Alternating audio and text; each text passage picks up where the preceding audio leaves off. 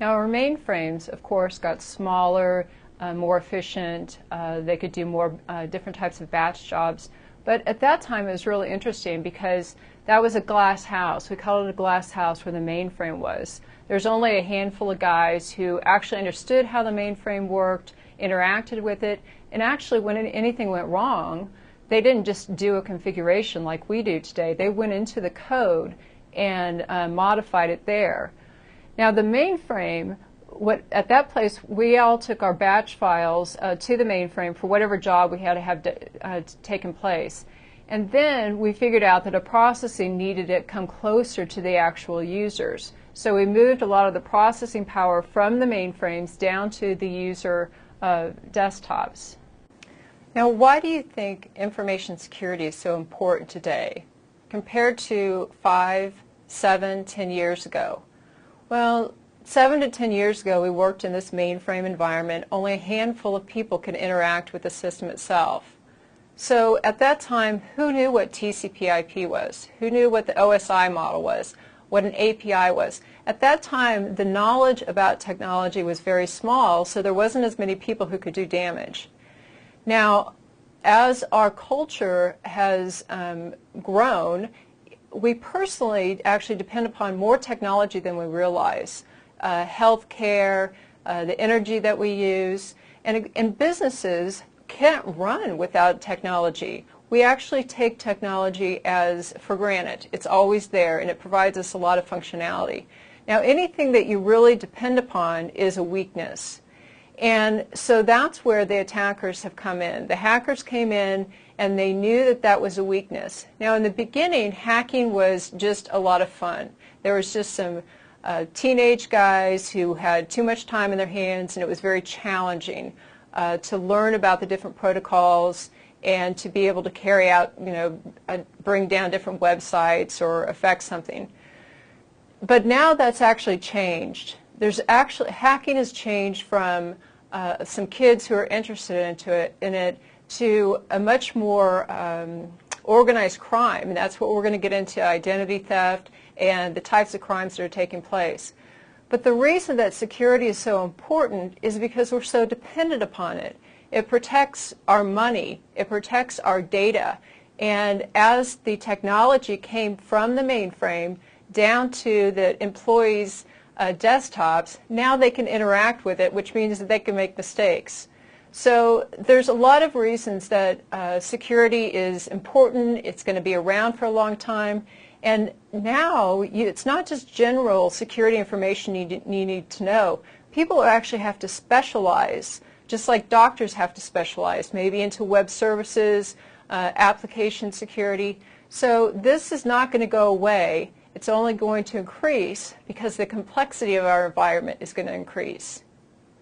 So if you look at our environments today, talk about complex. We have networks, we have routers, we have firewalls, but then we're growing outside these bounds. We have wireless, we have road warriors that have to communicate with the corporate environment and assets. We're setting up things like web services, which allow different companies to use each other's services in open standards. We have cell phones that are basically computers, and the software itself is increasing in the complexity because we want more and more functionality. So our environment is going to only get more complex in the devices that we put on it and the software. Now, why does that have anything to do with security? Well, security and complexity do not get along. The more complex something is, the harder it is to secure it. Like in Windows 2000, there's 40 million lines of code, and that was Windows 2000. How do you secure that much code? So in our environments, not only do we have devices like routers and switches, we have software that works on them, we have operating systems, we have applications, we have users, and now we don't even have a closed environment. We're interacting with other companies, with the internet, with partners. So our environment is becoming much more porous, and the complexity of it is going to increase. And so if you're in security, you're always going to have a job. Now we're going to go through some security definitions. And this is a part that a lot of people think is simplistic and kind of boring, but what's a class without definitions? But on the exam, not only are you going to need to know the definition of a term, you're going to have examples, you're going to have to know examples of them, and be able to think about them in a cognitive way, in a real-world way. So we'll first look at a vulnerability. A vulnerability is a lack of a countermeasure or some type of a weakness. Then there's a threat. Now the threat is that something or somebody is going to find out about that vulnerability and exploit it. That's what the threat is. Now risk. A lot of people don't have down the definition of risk. Risk is the business impact and the probability of that vulnerability being exploited. And then there's a countermeasure. That's what you're going to put in place to protect get rid of the vulnerability. And then there's exposure. Exposure means you have a vulnerability. It's there. You're exposed to, maybe you don't have antivirus in place, you're exposed to an infection. Now, there's actually a lot of types of vulnerabilities, and you need to think outside of the box, or you need to broaden your horizon on the types of vulnerabilities that are within your environment. When we talk about vulnerabilities, unfortunately, a lot of people think about open ports on a firewall. Well, that is a vulnerability.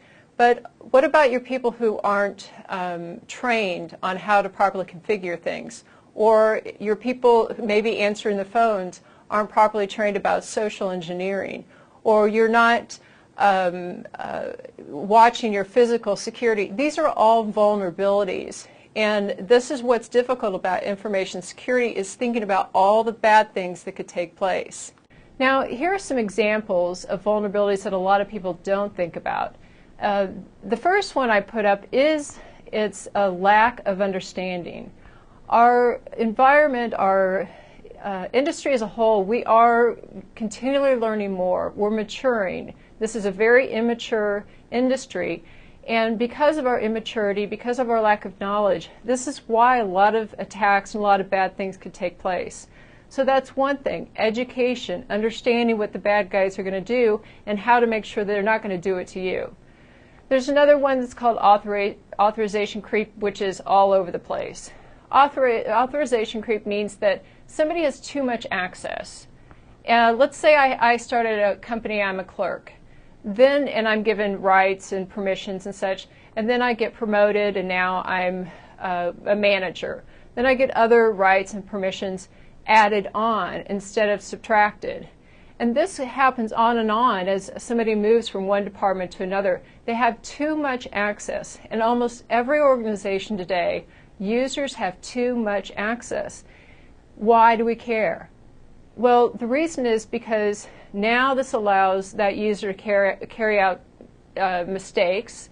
It also allows, if somebody actually gets a hold of that account, now they can access a lot of resources. So in the next domain, we're actually going to talk about identity management and how the industry is trying to get a hold of this authorization creep issue.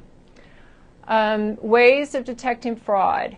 A lot of companies actually have attacks that have gone on for years, successful attacks. Social security numbers have been taken, personal information have been taken for years, and they don't have the right things in place to actually detect that those things are going on. So there's a lot of different types of vulnerabilities. It's not just technical, it's at those different layers, operational, tactical, and strategic. Now, I said that most people don't understand the term risk. And that's because we use them interchangeably. We use vulnerability, threat, and risk interchangeably. Hey, we have this type of risk. Hey, we have this type of vulnerability. Now, it may not seem important to you about having distinct definitions and knowing what they are, but it is important because they are totally different things. For example, one time I was asked to be on a risk management panel. We're a bunch of experts on a panel, and we're going to talk about risk management to about 500 people. We were going to talk about specific tools, and I was given a list of tools that we were to discuss and say what part was great and what part wasn't so great. And what happened is I wrote back to who was putting this conference together. I wrote back and said, I don't think you want me on your panel, because the tools that they actually listed were vulnerability management tools. They were not risk management tools. And in the industry today, a lot of products say they're risk management, and they're not. The easiest thing to do is define a vulnerability. That's a weakness or a hole. The hardest thing to do is actually calculate the business impact of that vulnerability and the probability that that vulnerability is going to get exploited. So the understanding of risk, I think, is very critical. And I'm a consultant. I work in a lot of different environments. And I see the confusion that when people don't have the right definitions down, they're speaking apples and oranges. So in our industry today, risk management is getting more and more and more important because of regulations, because the business people actually get what security means. But again, risk is the probability that a vulnerability is going to be exploited, and then the business impact. How bad is that going to hurt us? Now, how do these all work together? Some people think they're interchangeable, but they're not. Any environment, any organization has a whole bunch of vulnerabilities. Can you plug them all? Can you fix them all? Well, only if you have all the time in the world and an infinite amount of money. You can't address all the vulnerabilities, and you actually don't need to. So you have a whole list of vulnerabilities, and what you have to do is you have to associate a threat to that vulnerability. Because you can have a vulnerability, if there's nothing that can actually take advantage of it, it doesn't matter. So let's say you have an open port that faces the internet. That port may not have a service that could be exploited, and anybody could do anything about it. So you're not going to pay any money or do any configuration for that. So a threat is that somebody's going to find a vulnerability and exploit it. So again, the first step is find all your vulnerabilities. You have to associate them to a threat. Is there something that could take advantage of them? And then you have to calculate the business impact and the probability, if that comes true. What that is, you're calculating the risk. So you find vulnerabilities, and we've had tools out there for years that finds vulnerabilities, associate them to a threat, and then calculating the risk is really where the skill comes in, how it relates to the business. So usually you have a whole bunch of risks listed, and you can't address them all, but you're going to say, these are the top risks, we're going to address those in the first 3 months, these the next 12 months. So it's really important to understand how all of these work together, and I just see, it's not only important for the exam. I'm in the industry, I see the confusion between these things where people don't think definitions are important, but it's actually not the definition, it's the concept and what is the right tool for the right issue. Now, we've talked about the definition of vulnerability, threat, and risk, but where does risk lie? Who's actually responsible for it? That's very important. Who's responsible for it? Who's responsible to ensure that risk is properly mitigated? Now, in the past, security was all in IT. IT understood that the company needed to be protected, but they knew technical security. And they knew that the company needed to spend more money to protect itself. But the business people and senior management didn't get it. They didn't want to hear about it. Now, as regulations have come down, we've got GLB and SOX and HIPAA. Now that's come from the top. So security isn't coming from the bottom anymore. It's coming from the top also. So who is responsible for risk? Well, that's senior management, board of directors. On the CISSP exam, it will actually specifically say senior management. But in the industry, it's not just senior management. On publicly owned companies, it's also the board, because they're responsible to ensure that the shareholders are properly protected, the company is running smoothly, and that all of these risks are identified and dealt with properly. Now, another interesting thing is that risk should actually be delegated. A risk should not just be within the security realm or just on the CIO's desk or just on the CISO's desk. risk needs to be delegated to, like, the business management owners or whoever the department heads are. They need to be held responsible for identifying risk in their department and know how to approach it. It doesn't mean that they have to be security experts. It means that they have to be held responsible for making sure that any types of risks are actually being identified. So although senior management is ultimately responsible, it's important that we get it out throughout the company that each business unit manager or the department head or somebody is responsible, because that department head actually understands that department, understands the type of risk that can take place. And remember, it's not just technical. So ultimately, yeah, senior management, but they can't do it all. They don't understand all the risks that can happen throughout the company. So they need to delegate it, and they need to keep people's feet to the fire. Most companies are not holding any type of business unit manager or department head actually liable or responsible for any type of risk. So it's mainly lip service. So since a lot of companies don't understand risk, they just ignore it. They don't deal with it. They're being forced to. Just like with any security, nobody really wants to do security. Company doesn't really want to understand or pay money for security. They need to profit. They need to make money. But this is life.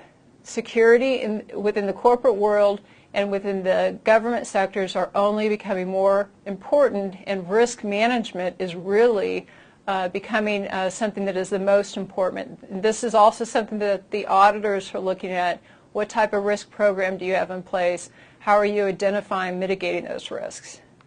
Now, some other definitions we definitely need to know about are availability, integrity, confidentiality. It's called the AIC triad. It used to be called the CIA triad, but for some reason I guess they thought you'd get confused with the real CIA.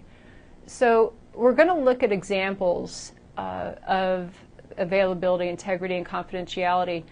But the main concept here is that every single type of countermeasure that we put in place is going to provide one of these services.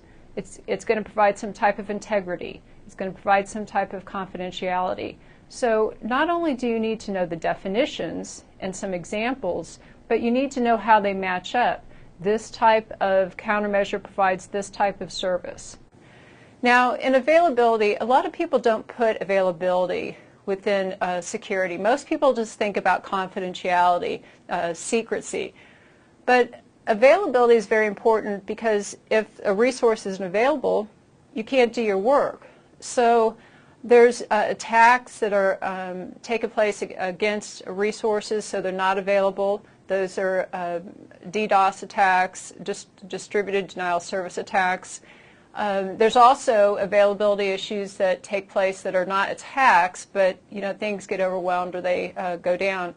So mainly in operations, that domain, we're going to look at the different types of technologies that provide availability, which is redundancy, fault tolerance, those types of things.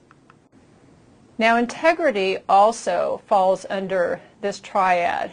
And integrity, a lot of people think it's just the integrity about data. And that's true. The data needs to have its integrity when it's being held on a server, when it's going from one place to the other. We need to make sure that it's not been modified by somebody, or even when it's been corrupted. But in reality, it's not just the data that we need to worry about the integrity. What about the integrity of the environment? What about the actual systems themselves, the integrity of them systems? Do you want people to just install patches as they see fit without actually testing them?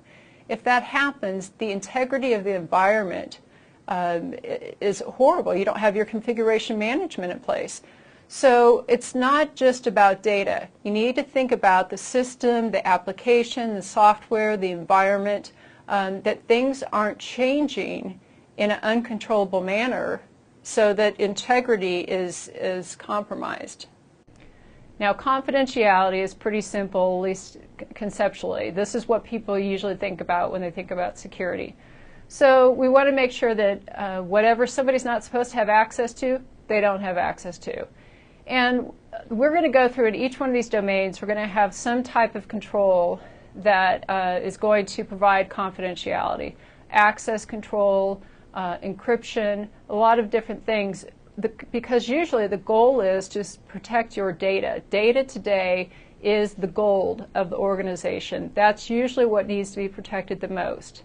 So not only do you have to know the definition of confidentiality, but examples of what provides confidentiality. Now, one thing that a lot of people may know about is shoulder surfing. Shoulder surfing is when somebody's looking over your shoulder and they see some type of sensitive information they're not supposed to. That's why when you type in your password, you have those X's that come up, so nobody can look over your shoulder and see those passwords. So that's shoulder surfing, where somebody's looking over and seeing something they're not supposed to. But that's not the whole thing. You've got to think outside, bigger within the environment. What about the people who work with the backup tapes? Do they have the actual access level to be able to access that data on the backups? Maybe not. Maybe there's sensitive data that they shouldn't have access to. When I was in the information warfare unit, everybody had to have a top secret clearance, even the janitors, because the janitors have keys to everything, and they're usually around when nobody else is around, so they had access to top secret information. And what about the people who are doing surveillance? Let's say in a room you have a camera that's surveilling the environment. Well, if you are in an environment that has top secret or even secret information that's being worked on a computer, then that camera can capture what's on those screens. Whoever's doing the surveilling and whoever's maintaining those tapes, do they have the actual clearance? Should they be accessing this type of information? So shoulder surfing, that's simple, where, yeah, okay, it's looking over your shoulder. But you need to think about, if you actually have sensitive information, who else could be looking at it? Another thing is the area. Do you have it just sitting out? It's not just digital information that we have to protect. It could be in even paper format. Now, social engineering is very interesting. It's not an attack, a technical attack. It's attack against people. Social engineering is skillful lying to get whatever it is that you're after. So there's a lot of different ways to do social engineering. You're basically trying to convince somebody else that you have authorization to a system or some type of data that you don't have the authorization for. So somebody can come in and be dressed as a repairman and get past the front desk and get to where they want to go. A lot of social engineering happens over the phone, where somebody calls and says, hey, I'm the administrator. We're having a hard time right now with the systems. We're going to reboot them. I need you to change your password to password. So somebody says, this is the administrator. I'll do what I'm told. They change their password to password. Now the bad guy has their credential set. And social engineering is one thing that the corporate environment doesn't think about as much. The military and the government think about it more, and they do a lot of assessments that include social engineering attacks. In the corporate world, it's usually just about the technical issues and the policies and such. But people are the weakest link. They're the ones who are going to give out sensitive information. It's actually easier to do social engineering and get information from people than ever trying to go through a firewall or hack a system. It's always easier to go through people. And the assessments that are done, like in the government, you pick out people who would have some information, like the commander's secretary or a pilot or somebody that you pick them out. And you meet them not at the job, but maybe you meet them at a bar, or you meet them somewhere else, playing racquetball or something, and you see what little tidbits you can actually get out of them. Because if an attacker is serious about attacking a specific target, what they're going to do is gather as much information about that target before they attack. and that's called footprinting. There's an amazing amount of information in the public sector that can be learned about a corporate environment. You go through the ARIN database for all the IPs that a company has. You go through a WHOIS database for all the domains that a company owns. You look at, let's say somebody has a job opening. In their job description that they need somebody to fill, they'll list the actual type of technology that they have, the type of firewalls, the type of intrusion detection. They'll say, we need people with this type of experience. Now you've just told people what you're actually using in security. And another big way that attackers are getting information is in chat rooms. We have chat rooms and forums for everything. And we have forums where people will help each other out. So let's say I have Sidewinder firewall, and there's a question I have about configuration. So I'll go to a forum and I'll say, hey, we have this type of firewall. I don't know what to do. Can anybody help me? Now there can be an attacker in there specifically to find out who doesn't know what they're doing. And if they could figure out what company it is, which is easy to do, they'll know that that firewall is not configured properly. So social engineering, there's a lot of different ways for data to be leaked out, and this is one thing that is not looked at within the corporate world. You need to test your people to know what they're supposed to say and what they're not supposed to say, and you need to educate them on this. Now, people who are in security get a little cocky, or they think the whole world is just about security. I fall into it sometimes myself. I see other people, my peers, that fall into it. But you need to remember that business people, and they just have their own jobs. Security isn't their life. So you have to understand that somebody else, like a business person already has a 60-hour-a-week job. They don't even know about security. They don't even want to know. So sometimes security people get a little full of themselves, and they know so much about what somebody should and shouldn't be doing. But we have to be sensitive. We have to properly educate, which that doesn't happen through acting superior, acting like so knowledgeable. We have to be able to be humble and put security information in different languages that people understand. There's mid-management, and then there's senior management, and they'll speak different languages. So we need to know their language so we can make a business case so everybody can understand the security issues within the organization. Now we're going to look at something called security through obscurity. And what this means is that you're actually depending upon that somebody's not smart enough to figure out some type of flaw in your software or in your environment. And in some instances, security through obscurity is okay, but you shouldn't just depend upon it, especially for your whole enterprise. There are people who are dedicated to figure out the flaws and take advantage of them. Some people say, well, I'm not big and nobody's going to come after me. And that's not true. Everybody's a target.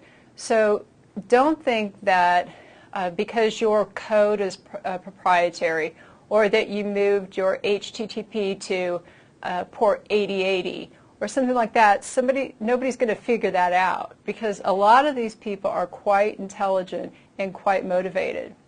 Now, security, there's an interesting thing that's been going on for years. It's called disclosure of flaws within our software. And in my Gray Hat book, I actually wrote a whole chapter on disclosing vulnerabilities within software. There's processes that people should actually go through. But for a long time, companies figured, let's not tell anybody about the flaws within our software because nobody will figure them out. And maybe that was true at one time, but we've got a lot of people dedicated to actually figure out what those flaws are. There's companies like iDefense that will pay for vulnerabilities if you find a vulnerability within software. So there's always been this conflict, or not a great relationship between vendors and gray hats, which are people who find vulnerabilities and try to work with the vendor to come out with a fix. There's always been some type of issue between them, and that's why they actually have these ways of, when you identify a software flaw, what to actually do to go through them. But software companies, a lot of times they figure nobody's going to find a flaw, or they will say, yes, there are flaws in our product, but we'll just wait and throw out a patch when necessary. And then the people have to wait until that patch actually comes out. So in that case, companies actually know that there's flaws within their software, but they're not going to fix it. They want to get it out on the market. They need to start making money on it. So they say when somebody actually figures it out, then we'll come up with a patch or an update. And one other thing about flaws, software flaws, there are dedicated people to find these flaws, these vulnerabilities, and you can even purchase zero-day exploits. A zero-day means that there's no fix. There's no patch, there's no hot fix, there's no fix to it. So people will find out these vulnerabilities and they will sell them on the internet, so you could buy them and attack whoever you want to. So we're working with companies, software companies, to try to get their software much more secure. But I don't think it's really going to happen until they're held legally liable or they're going to actually lose market share. Now, one thing that about security through obscurity, it's kind of an ongoing debate. For example, a lot of the algorithms that we know about, DES, AES, those types of algorithms, those are open. That means that anybody can actually look at the code and they can understand the logic. And they're open because the idea is the more eyes that are looking at the code, the more the flaws that could be identified, and that algorithm can be protected. That's one base. That's one group of people. Now there's another group of people that says nobody's going to look at the code of my algorithm, and that's going to provide an extra layer of security. And that's what the government does. The government has algorithms we don't even know the names of. And we can't look at the code in those algorithms.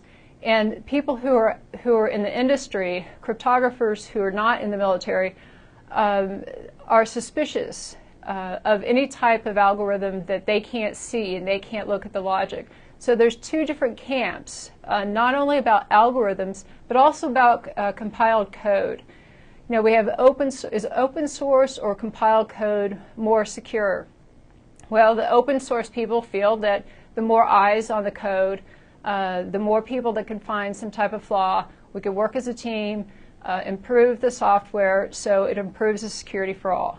The other group says, my software is compiled, which means it's put it into a binary exe, and people aren't going to be able to find the flaws.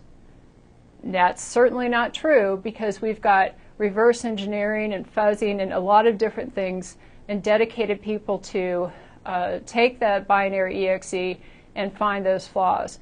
But it's a continual debate.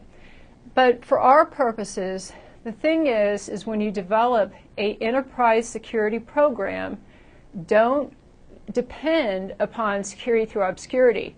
You need to use open standards. You need to use things that have been proven, because people are very motivated today. And I mentioned before that at one time hackers were just some young people. They brought down some websites so they could brag to each other. It was all about getting in the limelight. Now, hacking has changed. What's going on today is usually run by organized crime. They are pinpointing, specific targets of who they're going to get, and it's usually, money-oriented. They're profiting from it now. It could be through identity theft. They're attacking actual banks, and there's extortion that goes on, where somebody finds a security vulnerability within a corporate environment, within like their perimeter wall, and they will contact the company and say, look, we know about this, and we will use this exploit against you unless you give us some money. That's extortion. So we have moved, in the hacking world, we have moved from a group of people who really didn't necessarily want to do any damage, but it was all about the limelight. Look at what I've done. Now we're into hackers that don't want to be in the limelight, they don't want to be known about, and that's one reason that the viruses that we get have gone down. Viruses used to go and spread themselves all over the place, but it didn't do any damage, and it didn't do anything for the hacker necessarily, or whoever the virus writer is. Now viruses are really more of the Trojan horses or bots or something that's used to zero in on a target, and they don't want to be known about. It's all about, much more about profit. So we have an interesting history where we had kids who were kind of playing around to now we have very organized groups of people all in different countries. China has a lot going on there. But they're organized, they're paid specifically to hack, and they're constantly flying under the radar. So don't think that you're small and nobody knows about you, or you're using something proprietary and nobody's going to be able to get through it. They're going to. So if we're not going to use security through obscurity, what are we going to do? We need to build an infrastructure that's strong from the foundation, and we need to create something that's security in depth, which we'll talk about. But what do we mean when we say open standards? Well, open standards means that it's been developed by a standards body, or maybe it's been developed by a corporation and then accepted by a standards body. So OSI is an open standards body. A lot of us are used to TCP/IP, HTML, XML, the IEEE standards, as in 802.11a. These are all open standards, which mean that they're actually documented, they're available for everybody to view, to follow, so we can have intercommunication. But within security, we also have open standards that should be followed when we're building maybe an application, we're building a perimeter, we're building an enterprise security architecture overall. And some of those standards are the 7799, which we're going to talk a little bit more about. There's a lot of NIST standards that talk about how to do things correctly. We'll go into risk management, but there's specific standards and ways to do that. And the reason that they're out there is, how do you know how to build a security enterprise? How do you know how to develop an application securely? That's what the standards are for. They're best practices, and they should be followed when you're actually building or correcting something. Companies, you shouldn't be just winging it. I've worked in environments where they come up with their own cryptography algorithms. Horrible, worst thing to do. They develop their own protocols. Terrible thing to do. The reason it's bad is because they haven't been used over and over and over again by different organizations, and the flaws haven't been worked out yet. Now, so if we don't follow standards, we don't have we can't talk to each other, because protocols are really how we communicate. But since our environment is becoming more porous, as I talked about before, we need to be able to depend upon each other, the other company, that they're following standards and they're doing the right thing. One thing we'll cover in law is downstream liability. If I am dependent upon you, your company, to provide some type of service to me, you need to be doing your security in a standard, secure way, so you don't negatively affect my company, my systems, and my functionality. So throughout this whole the course, we'll be talking about different standards, but building an actual enterprise, it's important to build that right the first time, because you're doing a framework that is very difficult to go back and change when you're halfway through it. Now, there's 3 different types of control categories. That would be administrative, technical, and physical. And administrative controls is basically everything that we're covering in this domain. That would be risk management, develop of policies, awareness training. So these are usually called the soft controls that need to be in place. The other one is technical controls. It would be exactly what you would think: routers, intrusion detection, encryption. Now, one control that kind of messes people up is that auditing. Auditing is considered a technical control. And on the exam, when they say auditing, they're not talking about auditors that come around and check to make sure everything's okay. Auditing means that there's actually logs being created. So auditing is a technical control, and I bring that up specifically because a lot of people usually forget that or have a hard time putting that in the category. Now, the other controls would be physical, and that would be the security guards, locks, fences. We have a whole domain on physical controls that we'll cover. So all of these have to work together. We talk about utopia. It's not the real world. Let's say in your environment where you work, do the people who do the policies communicate and know exactly what the people who are working with the technical controls versus the people who are working with the physical controls? They all get together, they have a meeting, they know what's going on? Usually not at all.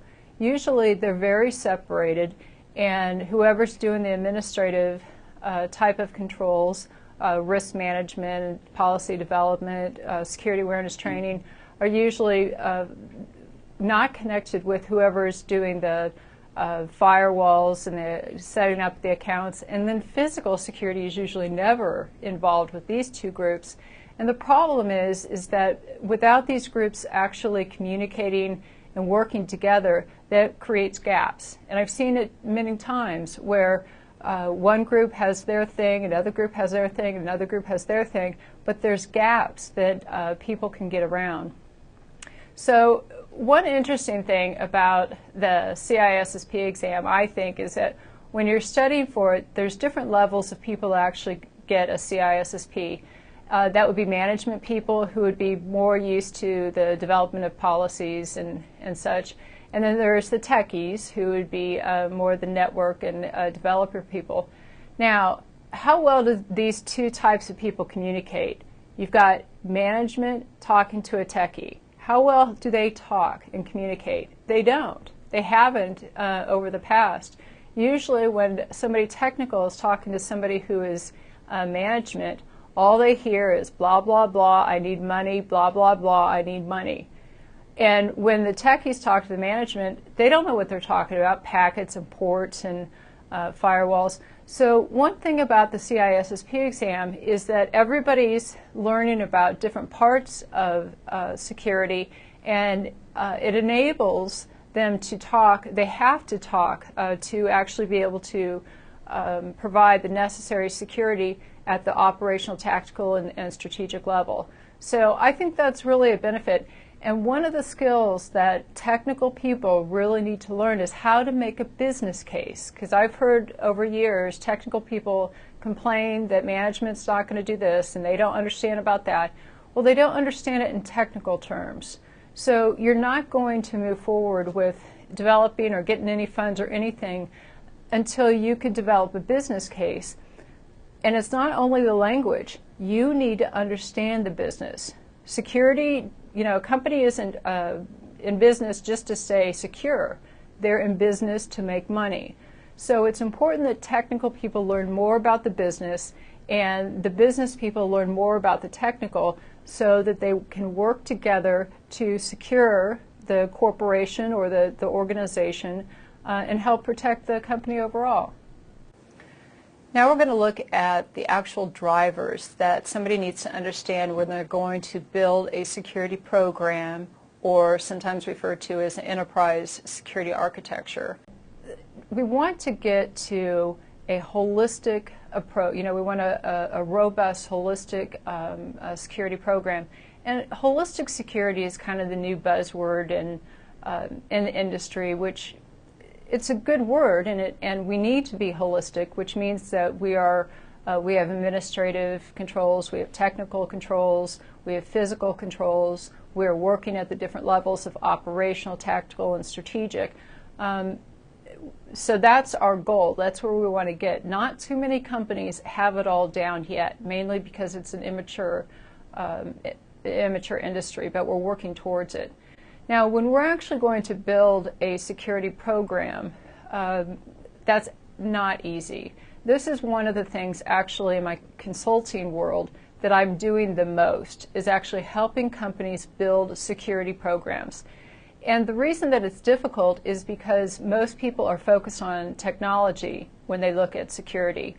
But a security program requires understanding the technology, the business processes, and the people that are involved. There's three distinct things that you have to get all working together. And this is why it makes it a little bit more complex. So what do we need to understand? Well, we have to understand the legal requirements. There's federal and state laws, there's administrative laws. We have to understand legally what does the company have to do, protect what type of data, even international issues. We need to worry about their legal systems. Regulations, as I've said, is getting big. Do we have to protect medical information because we're under HIPAA? We have to protect financial information, even no matter where it goes, financial information through end to end when it's traveling and when it's on a computer. We also need to understand the business drivers, and this is one of the hardest things for security people, is to understand the business drivers, because a lot of security people, we came up from technology, and like I said, a company is not in business to be secure. That's not their whole thing, even though sometimes that's all security people think about. We have to help the business thrive. We can't hinder business in any way. And there's always a balance between the functionality of business requirements and the security issues. It's a constant battle. So we need to understand the business, really, if we're going to develop a whole program that's going to secure the environment. And then we have to understand the level of the risk that the company is willing to undertake. And we're going to cover risk management and go into acceptable risk levels a little bit more, and how we set them and how we use metrics and such. But these are the first things that need to be understood. And a lot of companies don't start this way.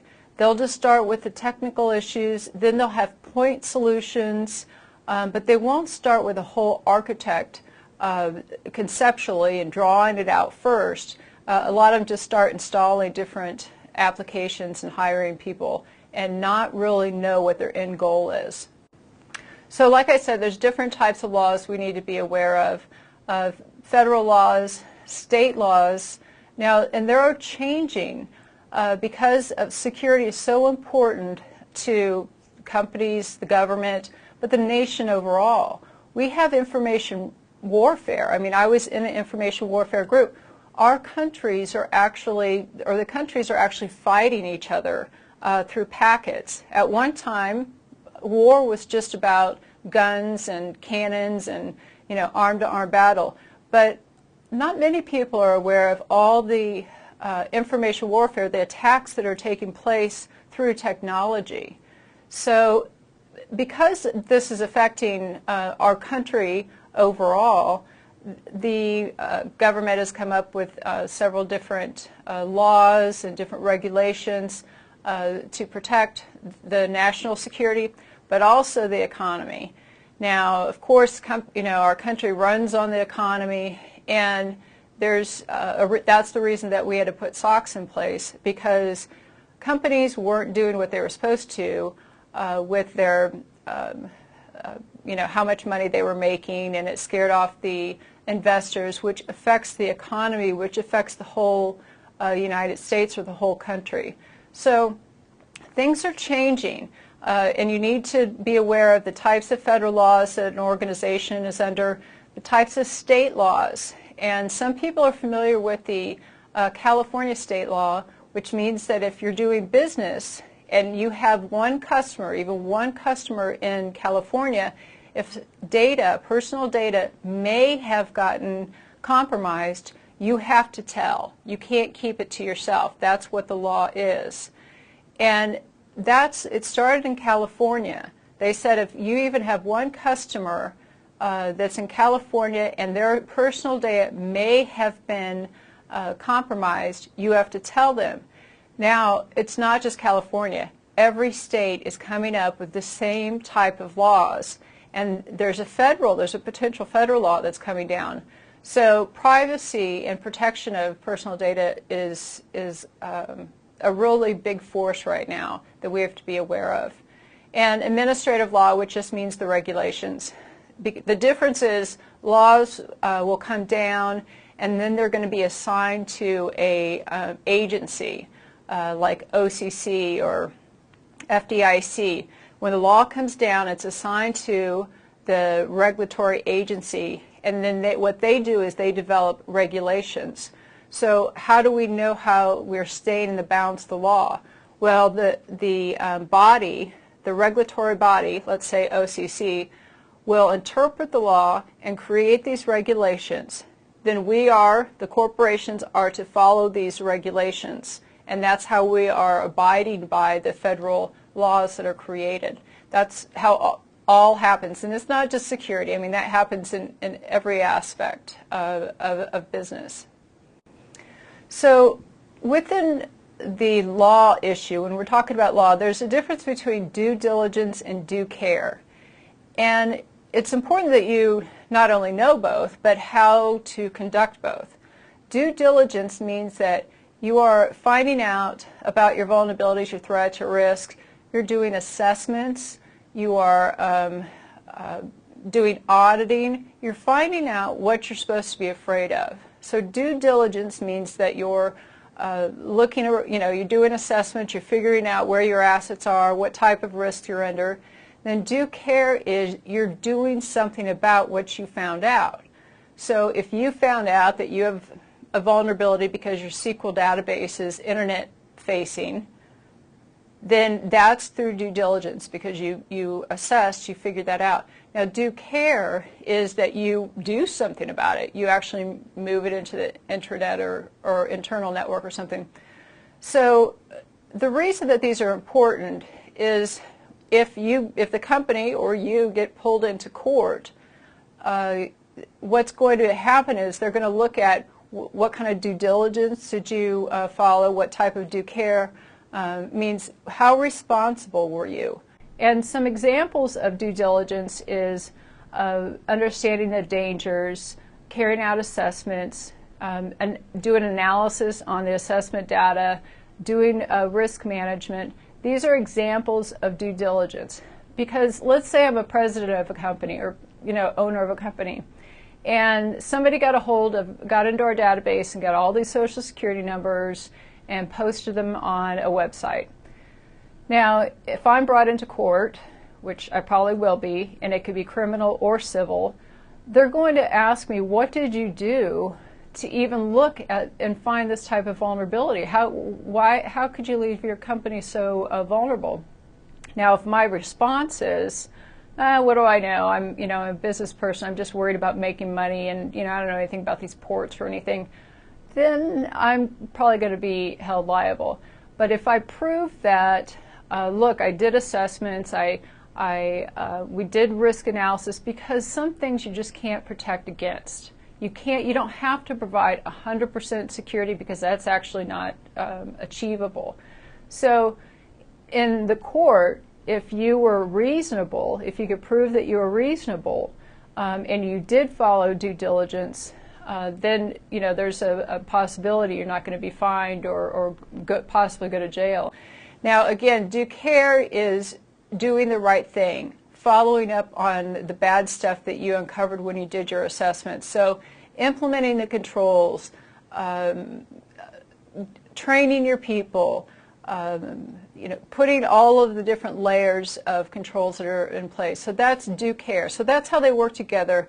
And due diligence and due care isn't just related to information security. That's in the legal world, and it's used for any type of legal issues. Now we're talking about legal issues, and actually we're going to have a whole section that's about law and regulations. But right now what we're looking at is the drivers that you have to understand if you're going to build a security program. So we're kind of overviewing some of the legal issues that we'll get in deeper later. So I talked about due diligence, which means we got to find out what we need to be afraid of and what we need to fix. Due care means we got to fix it. Now, the legal system works on something that's called the prudent person rule. It used to be the prudent man rule, but it's not politically correct. So now it's the prudent person rule.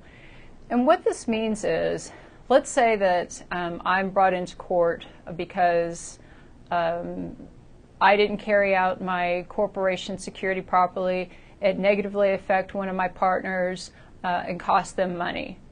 Now, if I go into court, and they say, well, what did you do? If I can produce that I have a security policy, that I have a security program, that I've done my due diligence and due care, I'm acting responsible. Like I said, you can't have 100% security, so some things just happen in life that you do your best to protect yourself.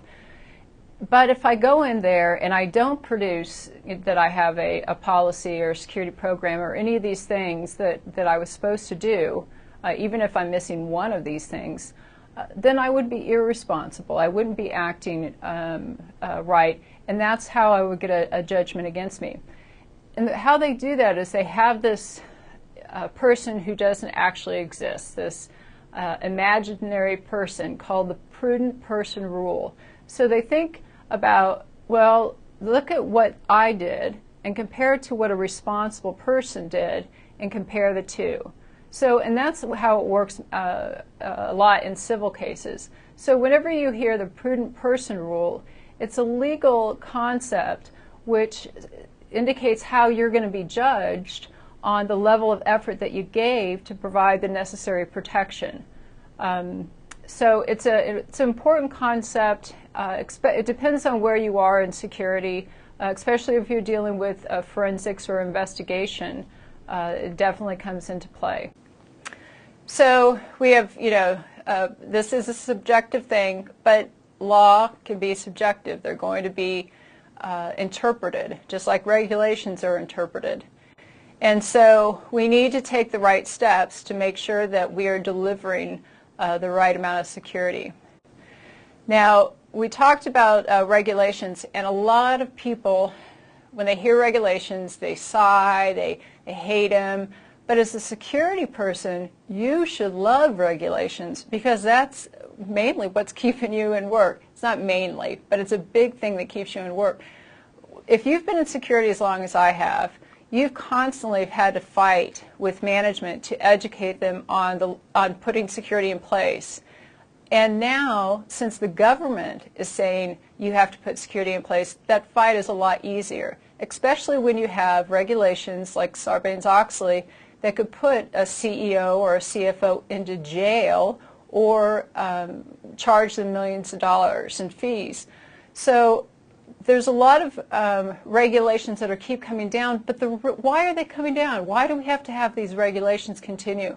Because companies and organizations are not doing what they're supposed to do.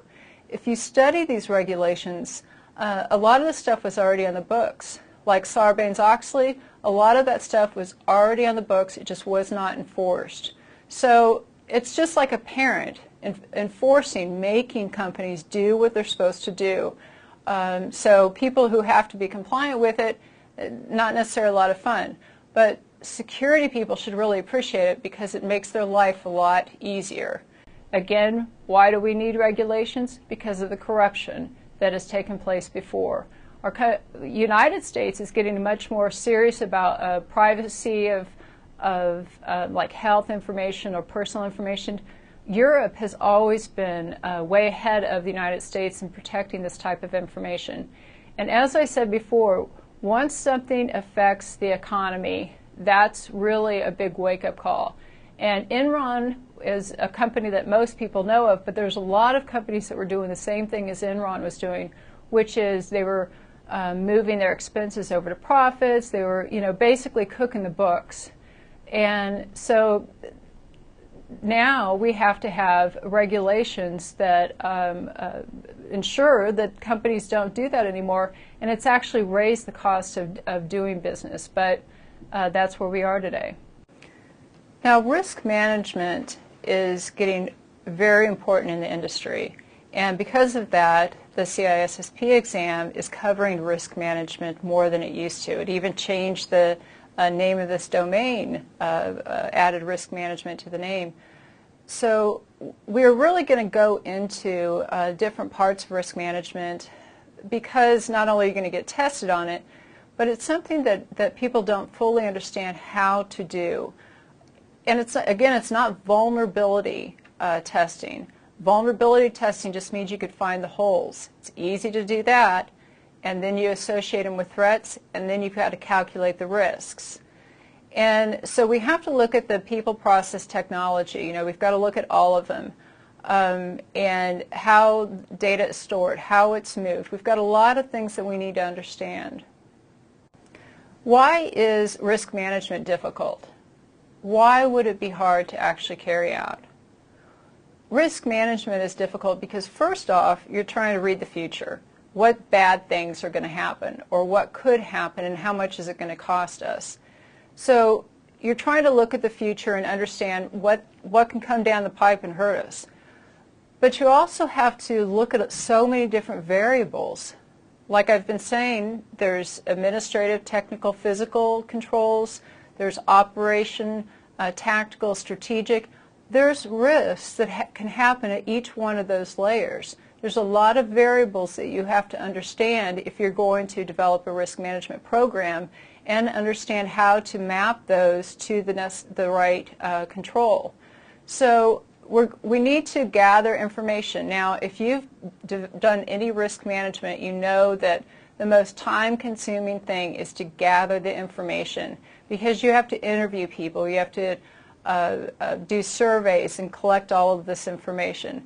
So risk management is a difficult process, but there's a lot of best practices, there's a lot of proven models out there, and it's becoming critical in the industry that more people really understand it. Now, one thing that is the biggest question for all organizations is, what is enough security? Because you have, a budget, you only have so many resources. You can't secure everything to maybe the degree that you need to. So what's the enough security? What's our acceptable risk level? And we need to think of a few things. We talked about the legal issues. We talked about the regulations we have to be compliant with. We need to look at our assets. What is it that we have to protect? How valuable are they? What type of adversaries do we have? How motivated are they? What is their motivation? So all of this is kind of, we do like a threat analysis to figure out how much is enough security. It's a balance. It's a cost-benefit balance, and we're going to look at some of those formulas. Now, when you're putting together a risk management committee or a team, this is the group who's going to collect the data and then going to analyze the data to figure out the organization's risk level. Now, what if you had on this committee everybody from IT? That was the whole team. They would only understand risks and vulnerabilities in IT. They wouldn't understand business issues in HR or at management levels or capital issues. Everybody understands their own piece of the world. So the committee that's going to do the risk management needs to be made up of people from all over the organization, because they'll understand their pieces of the pie. They'll understand their departments and the type of risk that can happen there and negatively affect the company. So you put together, it has to be the right team. It not only has to represent the different departments within the organization, it has to be the right level of people who can actually make a difference. So that means that you don't put people who have absolutely no say or control in this team. A lot of companies have just given up, said, yeah, here's Joe, he'll represent our organization, and he's a clerk, or he's not management. the right team is necessary because they're going to have to not only understand risk management methodology, but they're going to have to help enforce or make changes in the culture, which is the hardest part of security. So there's a process to setting up a risk management program, and a lot of companies will think they have a risk management program, but really they have a vulnerability management program. So we're going to step through each one of these pieces of how to set up a program, what it means, and then what do you actually do with the information that you find out. So we talked about the team that we're going to put together. It's going to be from different departments. IT, auditors may be involved, physical security, business people. We're going to get this team together. Now, one thing we don't want to do is constantly be in meetings. And I've worked with companies who try to put a risk program together and they don't move anywhere, but they meet all the time. And the reason that they don't move anywhere is because they don't really understand how to set up a program. They just get together, they talk about all the problems in the company, and they don't lay out a process of 1, 2, 3, 4. This is what we're going to do. So it's actually a good idea to maybe have a consultant or an expert from the industry to work with the people in the corporation to lay out the framework for the program. Otherwise, people who don't know the methodology, they just all get in meetings and there's nothing interesting or useful that's done.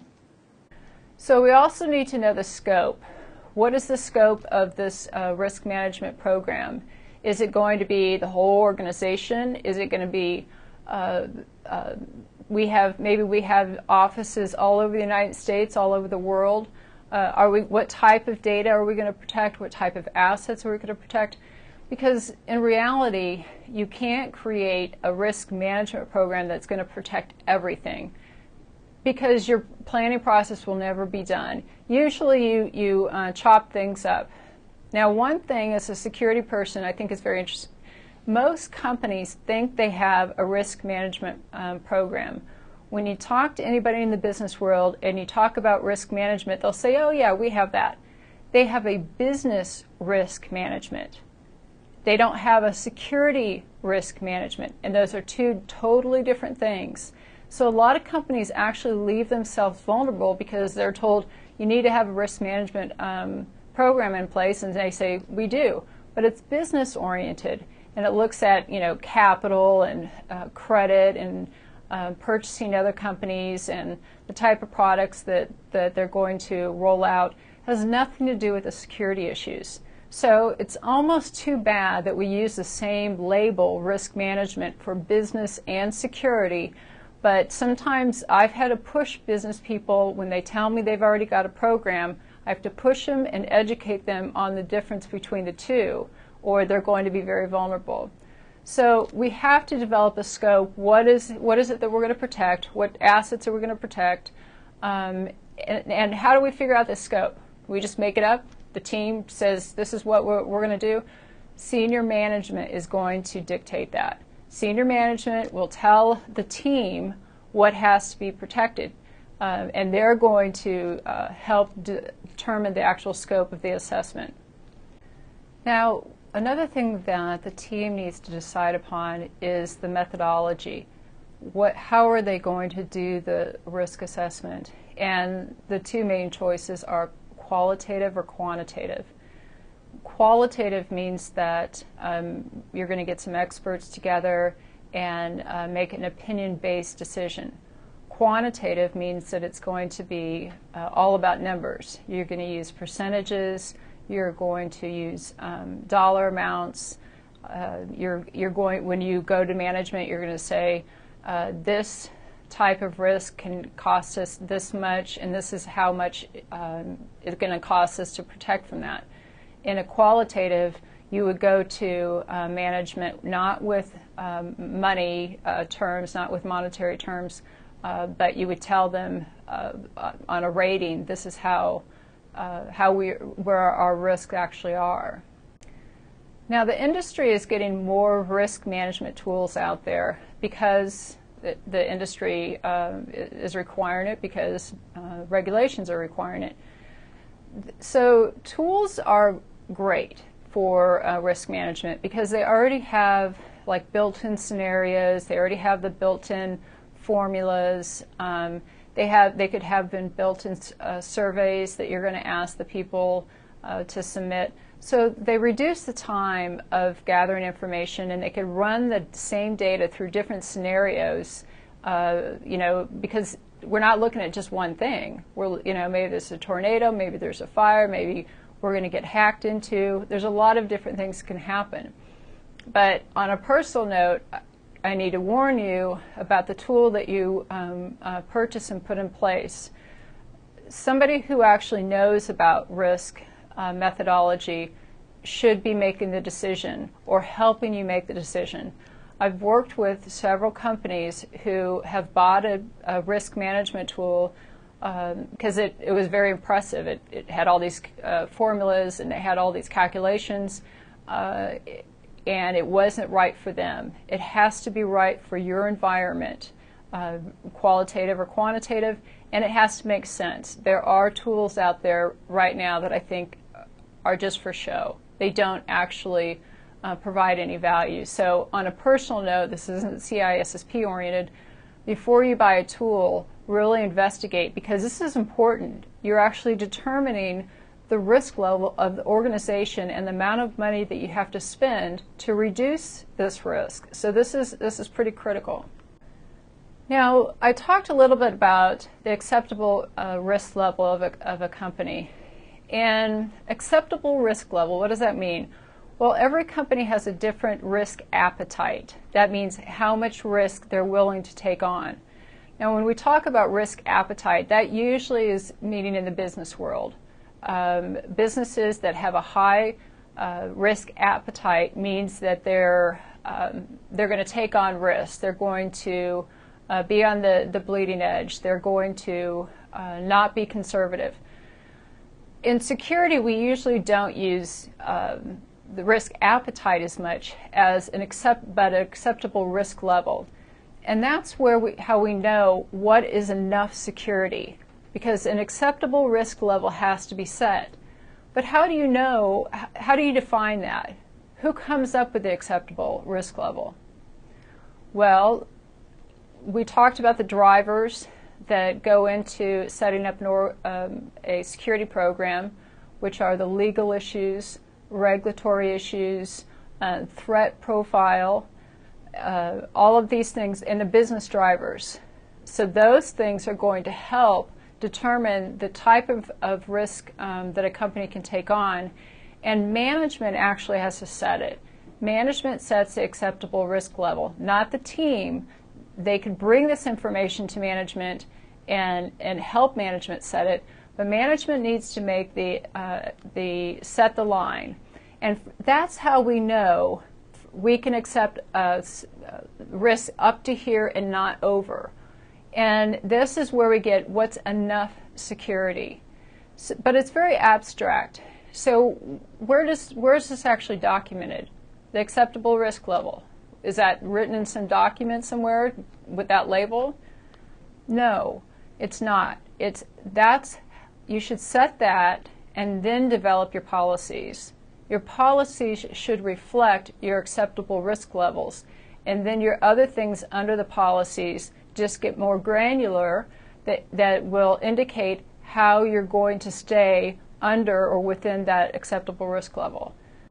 So every company has a different acceptable risk level. A grocery store compared to the NSA, huge difference. And that's going to be determined on their threat profile. What type of enemies do you have? How motivated are they? What type of assets are you protecting?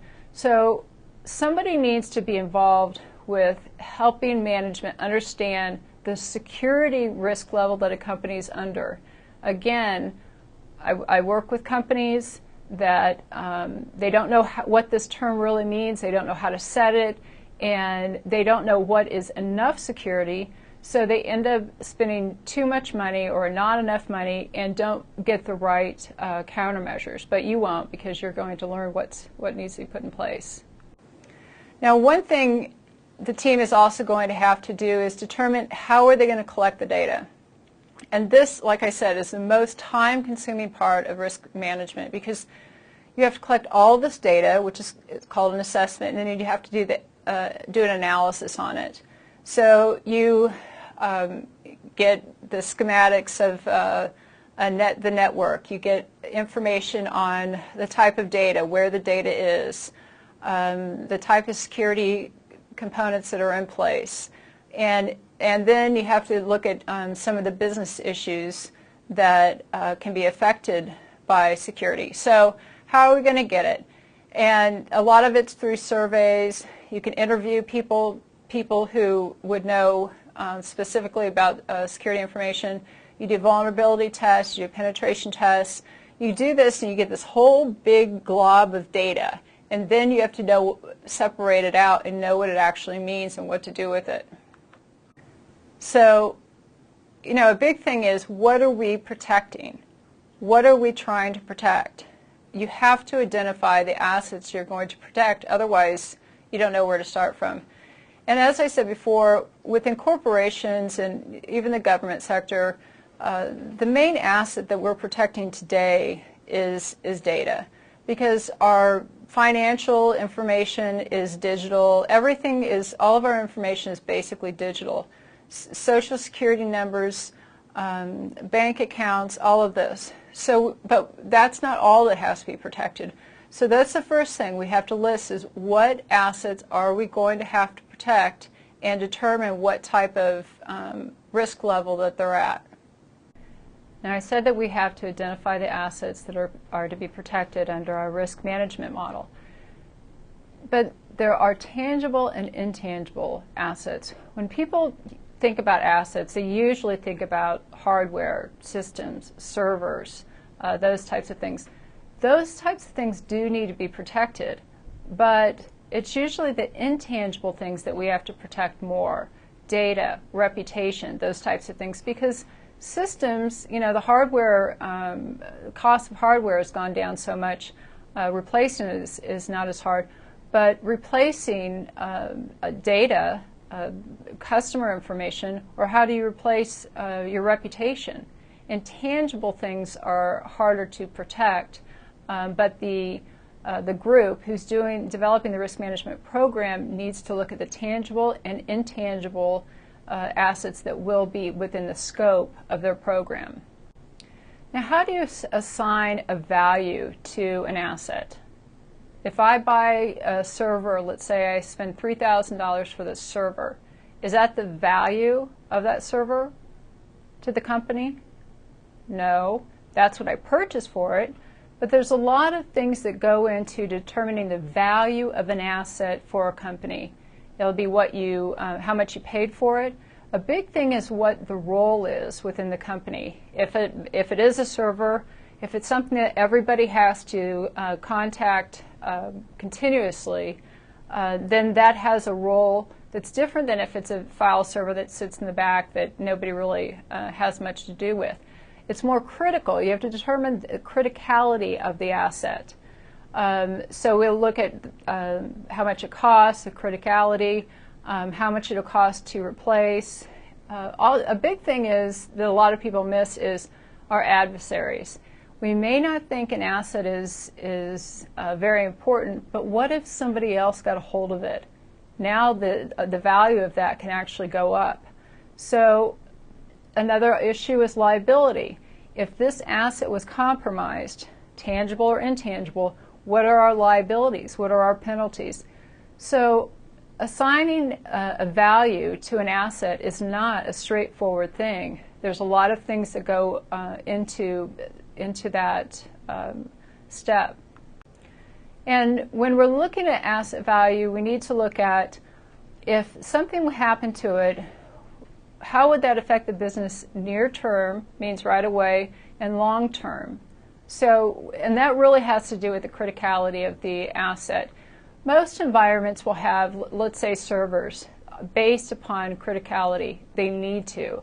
So let's say in our network we have 7 critical servers at the high level. The next level we have 10 servers. The following level we have 12. Now, we need the reason that the 7 are at the highest level is because if something happens to them, that's going to cause the most damage for our company. And we have to make sure those are going to have more controls and be monitored more. They have to be up and running. So we need to look at the near-term issues, but also the long-term consequences if an asset is compromised. We also need to identify the vulnerabilities and threats. We talked about what a vulnerability is, which is a weakness or a lack of a safeguard. Now, safeguard, control, countermeasure, those are all the same thing.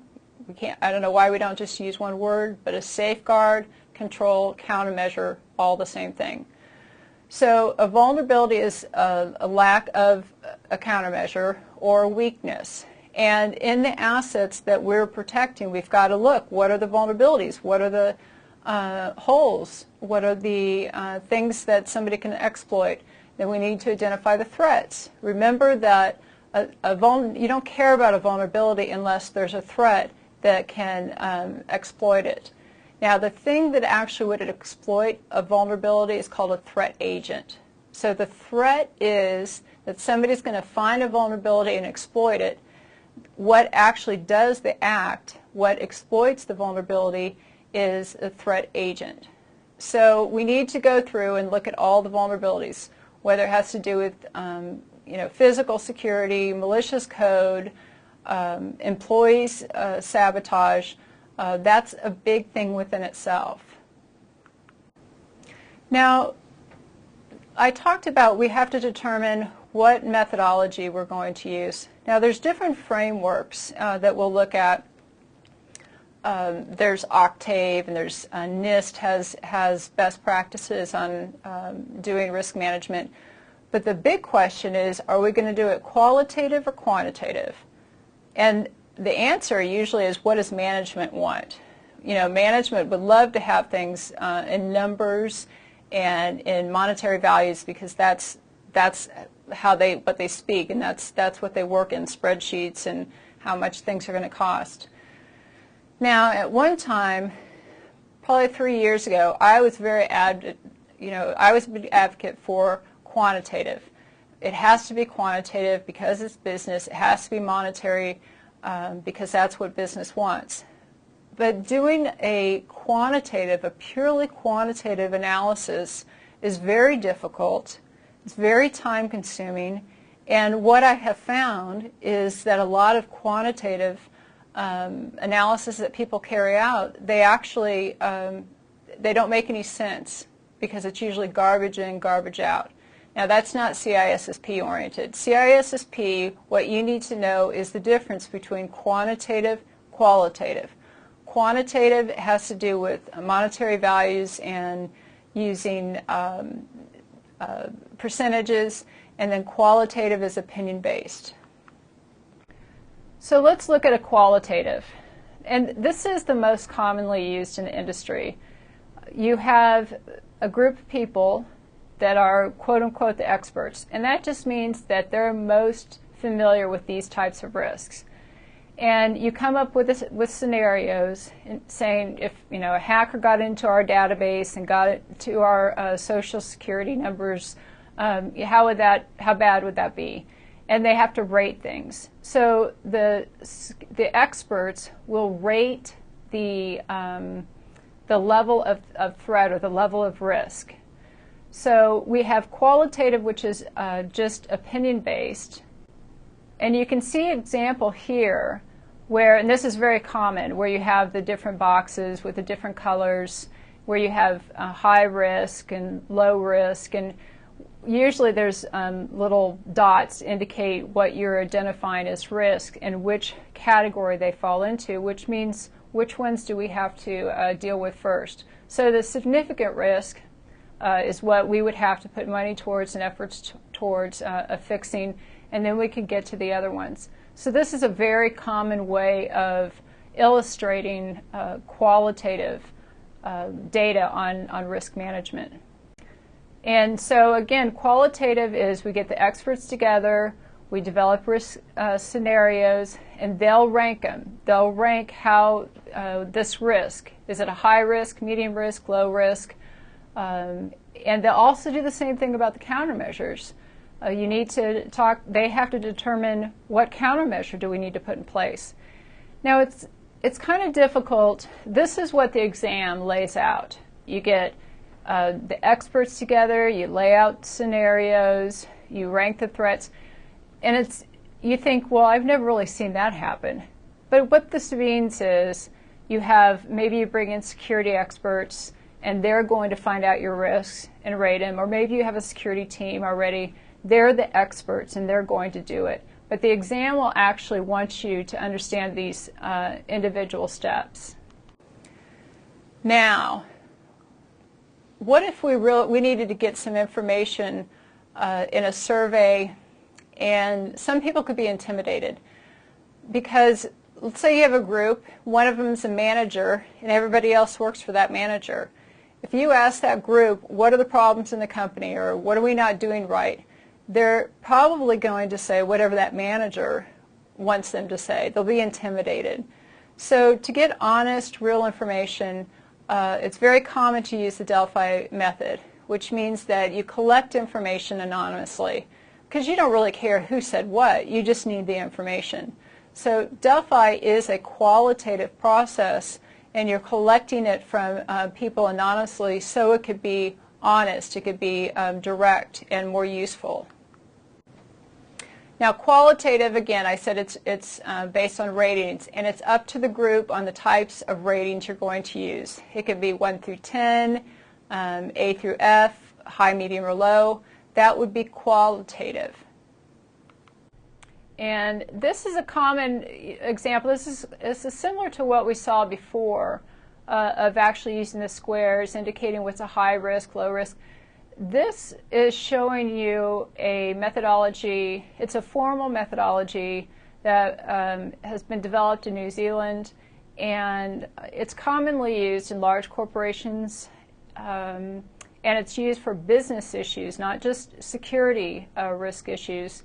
And so if you're looking for a formal risk methodology thing to follow, this is just showing you like the end product. But this is an example of one of the methodologies that are out there. So there's a different approach other than qualitative, which is quantitative. And like I said, this is monetary values, you use percentages. And we're going to step through how that actually works and some of the formulas that are commonly used in the industry. So what's the first thing to actually calculate is a single loss expectancy, the SLE value. And the formula to come up with that is the asset value times the exposure factor. Now, we've talked about the asset value. Remember, it's not just what we paid for it. It was all the other things, how much it costs to replace, what would our adversaries do with it, what are our liabilities if this asset gets compromised. So we cover the asset value. Now we multiply that times the exposure factor. The exposure factor is the percentage of damage we think will take place if this vulnerability is exploited. Because what we're doing is we're looking at one asset and one threat and calculating how much this could potentially cost the company.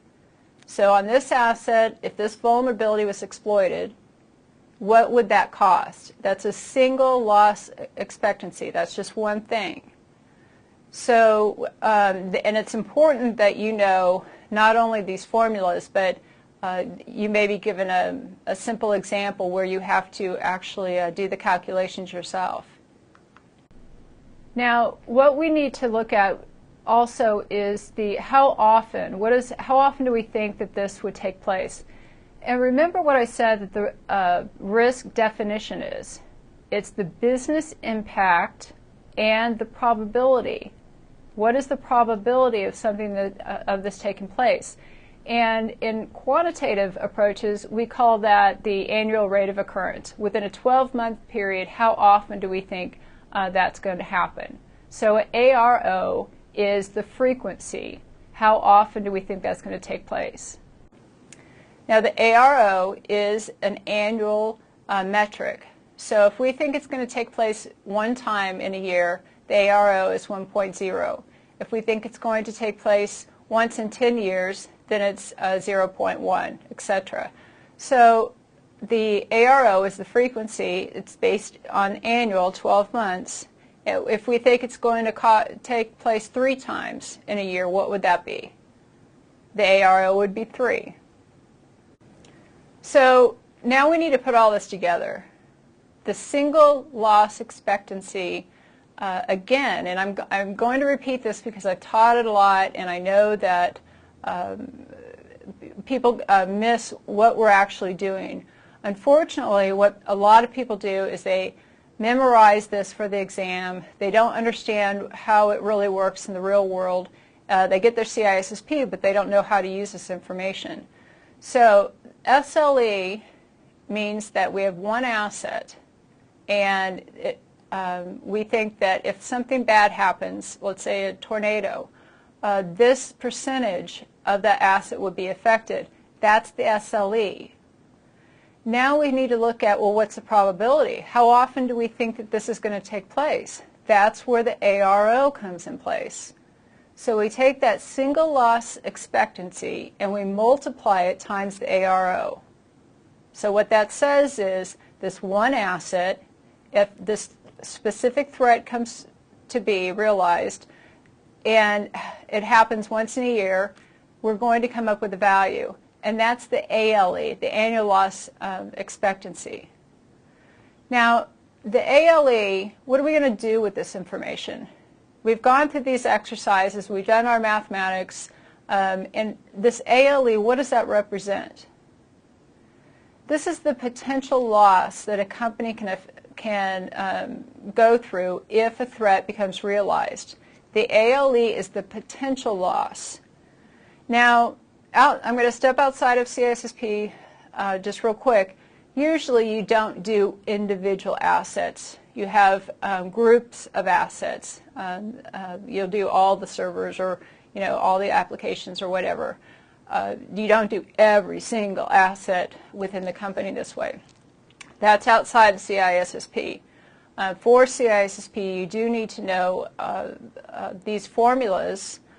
I also hope you know what they mean, because you're not going to just see it on CISSP. These are used all over the place. You can find them a lot of information, a lot of resources, and because information security is really leaning towards risk management because it's so important, you need to know this information.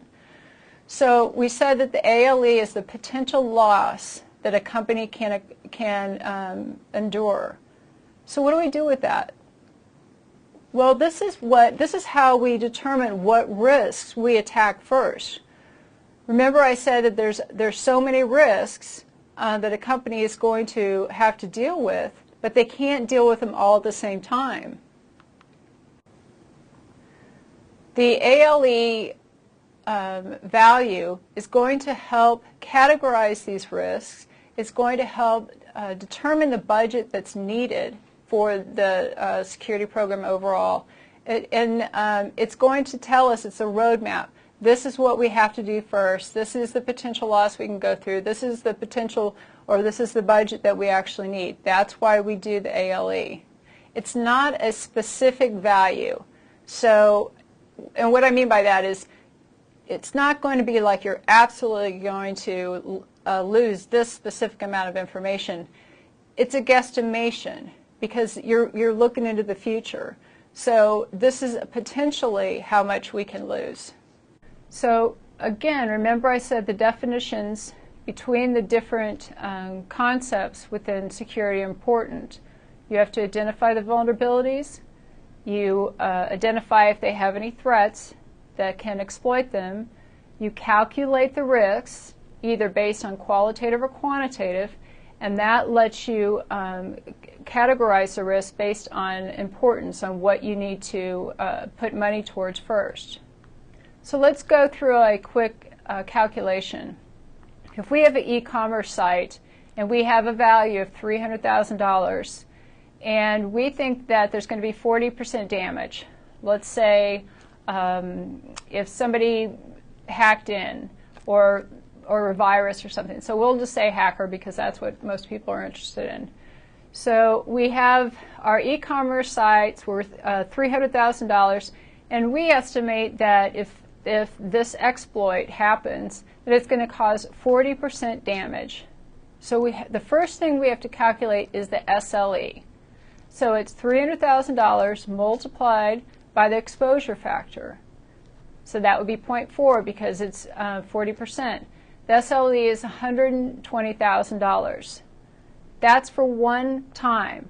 If it happens one time, we could potentially lose that much amount of money, or that's how much we have to spend to recover. But of course, threats can happen more than once, so we have to figure out the probability. That's where the ARO comes in. We have the SLE, we multiply it times the ARO, which is how often we think it's going to take place. And if we think it's going to take place once, then it's 1.0, and our ALE is $120,000.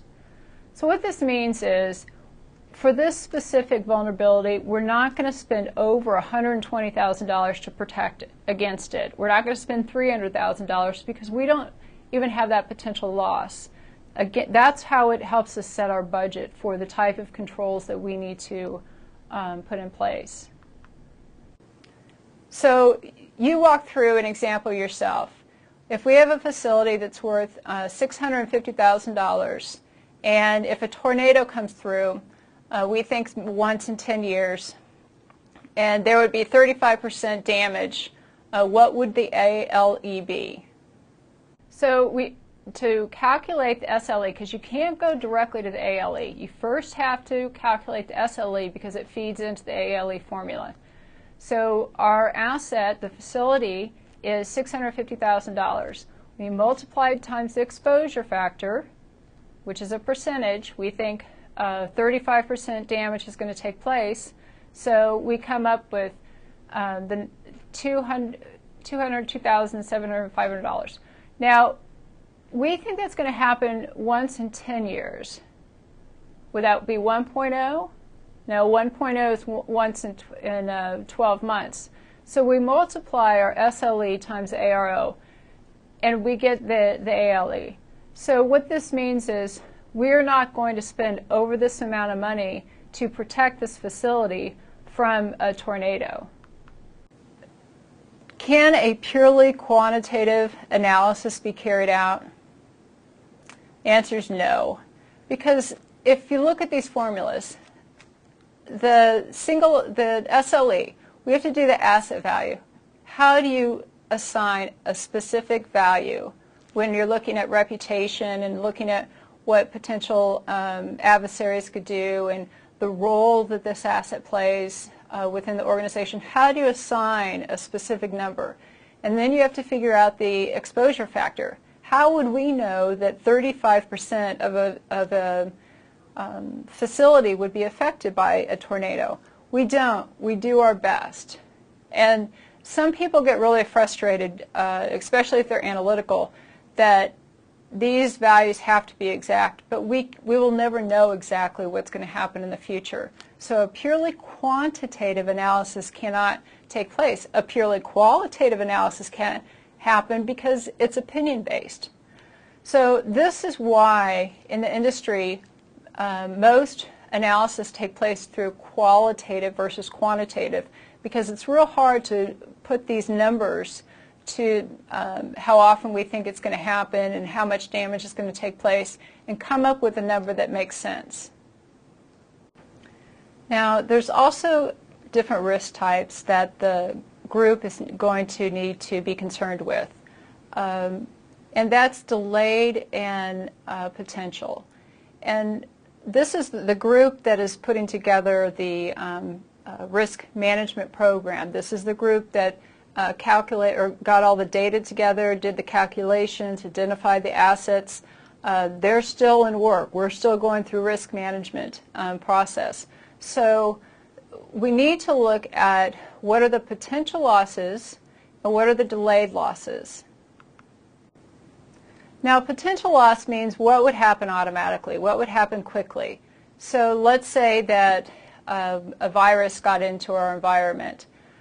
We need to look at the type of damage that would cause and the expenses. Maybe we have to call in consultants. Maybe people have to work overtime. Maybe we're going to lose revenue because it brought down our e-commerce site. We may lose customers. That happens right away. We look at the potential loss, what happens right away. Now, delayed loss is down the road. What's the secondary ramifications of this type of attack? So the big thing is reputation. Companies, decision makers within organizations, that's really the big stick, is the reputation. They don't want to end up in the papers because they've lost a bunch of Social Security numbers or their environment got hacked into. But the delayed loss, that's the losses down the road, would be our reputation. We could lose customers. We could lose new customers that we would have gotten. So it's not just right at the point of when a vulnerability gets exploited. It's what will happen down the road also to the company. Now, I said that security is about cost-benefit, and you always have to figure out, because it's security and functionality, because the business has to do its work. You can't stand in front of business, and there's a lot of struggle usually within organizations of what's enough security and what type of processes or risks you have to allow to take place just for the company to keep doing what it does. Now, when we look at the cost-benefit analysis of a countermeasure, we need to make sure that we're not paying too much for something we don't need. Just like when we did the ALE calculations, we come up with a value. If we're going to lose potentially $3,000, we're not going to spend $4,000 for a countermeasure. Now, remember that we had to calculate the value of an asset, and that wasn't straightforward. There's a lot of things that actually go into the value to the company of an asset. Well, the same thing is with a countermeasure.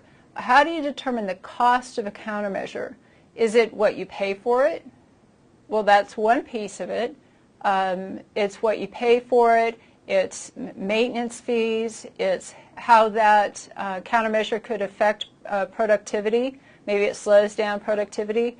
The man hours that have to be involved. So the actual cost of a countermeasure needs to be understood. It's not just revenue. It's not just how much you pay for it. And a lot of companies went through this when they were first putting intrusion detection systems in. You bought an intrusion detection system, you put it in your environment, and you didn't realize all the false positives, all the alarms that were going to go off because you have to properly tune the sensitivity of it. So a lot of companies found out there's so many man hours in maintaining an IDS, and that would go into the cost of the countermeasure. So it's not just what you pay for it. So we're still talking about quantitative analysis, which means we have formulas and numbers. Now, we've talked about the cost of a countermeasure. How do you determine the value of the countermeasure? This means, how do we know this is the right thing for us? How do we know what the value is of this countermeasure? Because a lot of companies, they buy things because it's the new thing on in the market. A consultant tells them they need to buy it, but actually figuring out what the true value of this countermeasure is, there is a calculation for that. That calculation is the ALE before you put the countermeasure in place. What that means is the potential loss before you put anything in place. How much could we lose if vulnerability is exploited and we don't have something in place? Then you subtract the ALE after you put the countermeasure in place, because the whole goal of putting in a countermeasure is that it's going to reduce your potential loss. You have a potential loss, you're going to put a countermeasure in place, and the goal is to reduce that to your acceptable level. So, and then you subtract the annual cost of the countermeasure, which we talked about what the cost of the countermeasure is. This is a difficult thing for people to understand. I've taught it a lot. It's not overly intuitive, so I want to go through it one more time. You have an ALE, that's your potential loss, before you put anything in place. This is how much we could potentially lose if a vulnerability takes place. And then you subtract the ALE after you put the countermeasure in place, which it should be lower. You come up with that value, and then you subtract how much this countermeasure costs us. That's how you come up with the value. Now, if ALE for a specific asset is $78,000, and then we put a countermeasure in place, it reduces that ALE to $20,000. And the annual cost of the countermeasure is $60,000. Is this the right countermeasure for us? Again, the ALE is $78,000. After we put the countermeasure in place, the new ALE is $20,000. The actual cost of the countermeasure is $60,000. Is this the right decision? Is this the right countermeasure for us? The answer is no, because we'd be in the negative. In our cost-benefit analysis, we would be spending more for the countermeasure than we could potentially lose. So this is a very good exercise to go through.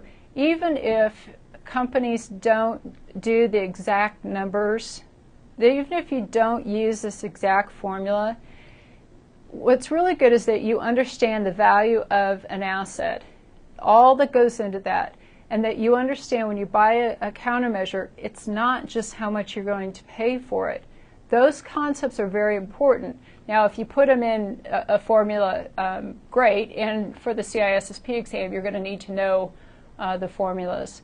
But a lot of this stuff is very good, even if you understand it conceptually, how to put it in place in your environment. So again, a lot of companies just put in the countermeasures that they think they've heard about, or it's the new thing, or they're not educated or informed decisions. A lot of purchasing is not informed decisions. And again, that's not because people are stupid. It's just that it's hard to know all of this stuff. This is an immature market, and we're all learning. Now, with the control that we're going to put in place for the countermeasure, there's several things that we need to look at, not just how much is it going to cost, but there's a whole list of things that we also need to look at. Is it going to default to least privilege? Is it flexible? Does it provide uniform protection? Is it modular in nature? Modular is a big deal now in the industry, that you can put it in, update it if you need to, and not affect all the systems around it. Does it require human intervention? Means do people have to do something, which is always a bad thing. Anytime people have to be involved, that's when mistakes happen. Auditing is a big thing that needs to be in place. Since we're under regulations, it's become even more important. So does this countermeasure, does it have auditing functionality? Is it usable? Has it been tested? Can we test it? And that's a big, a lot of companies should do some type of bake-offs or test products before they put it in place. Some companies are afraid to ask vendors to get a copy of the product, but they should be able to give you a copy. You put it in the lab and have go through tests to make sure that it's not going to negatively affect your systems or your business functionality. So quantitative analysis, what's the benefit of that? Well, we're able to give management the report in what they want, which is in monetary values, it's in percentages, it's scientific, it's objective. So these are the benefits of a quantitative analysis. What are the disadvantages of this? There's an amazing amount of information or data that you have to gather to properly carry out a quantitative analysis. For example, there are certain tools that are just quantitative, and they'll want you to figure out what is the confidentiality cost for an asset, integrity cost, availability cost. There's all of these things that you have to figure out or collect. It's a lot of information, very detail-oriented. It's hard to carry out manually because there's so much information and because mathematics are involved. That's usually done through tools. It's not very flexible, and there's no real standard of exactly how it should be done. So quantitative, there's good and bad about it, but the main thing you need to know for CISSP is what is it, what are the formulas, and what do those formulas mean. Now qualitative, what's great about that? Well, you're assigning values. You don't have to gather all this information and do all this mathematical work. You're assigning some type of ratings, high, medium, or low. That's a lot easier. It's much more flexible, and you don't have to go through as much work, really. You have to gather the data, but you don't have to go through all the work that you do with quantitative, with all the calculations and such. So what's the disadvantages of qualitative? It's subjective because it's a gut feeling, it's an opinion. You're not using objective metrics. It's hard to map to a security budget. It means if you go to management and you say, well, this is high and this is low and this is medium, how do they know how to come up with a budget based on that? It's much more difficult to do that. You can't do a cost-benefit analysis because you're not collecting any monetary values. You're not doing percentages, so you can't carry out a cost-benefit analysis. So these are some of the disadvantages of qualitative, but this is the most used in the industry. Now, earlier I said that you can't have 100% security.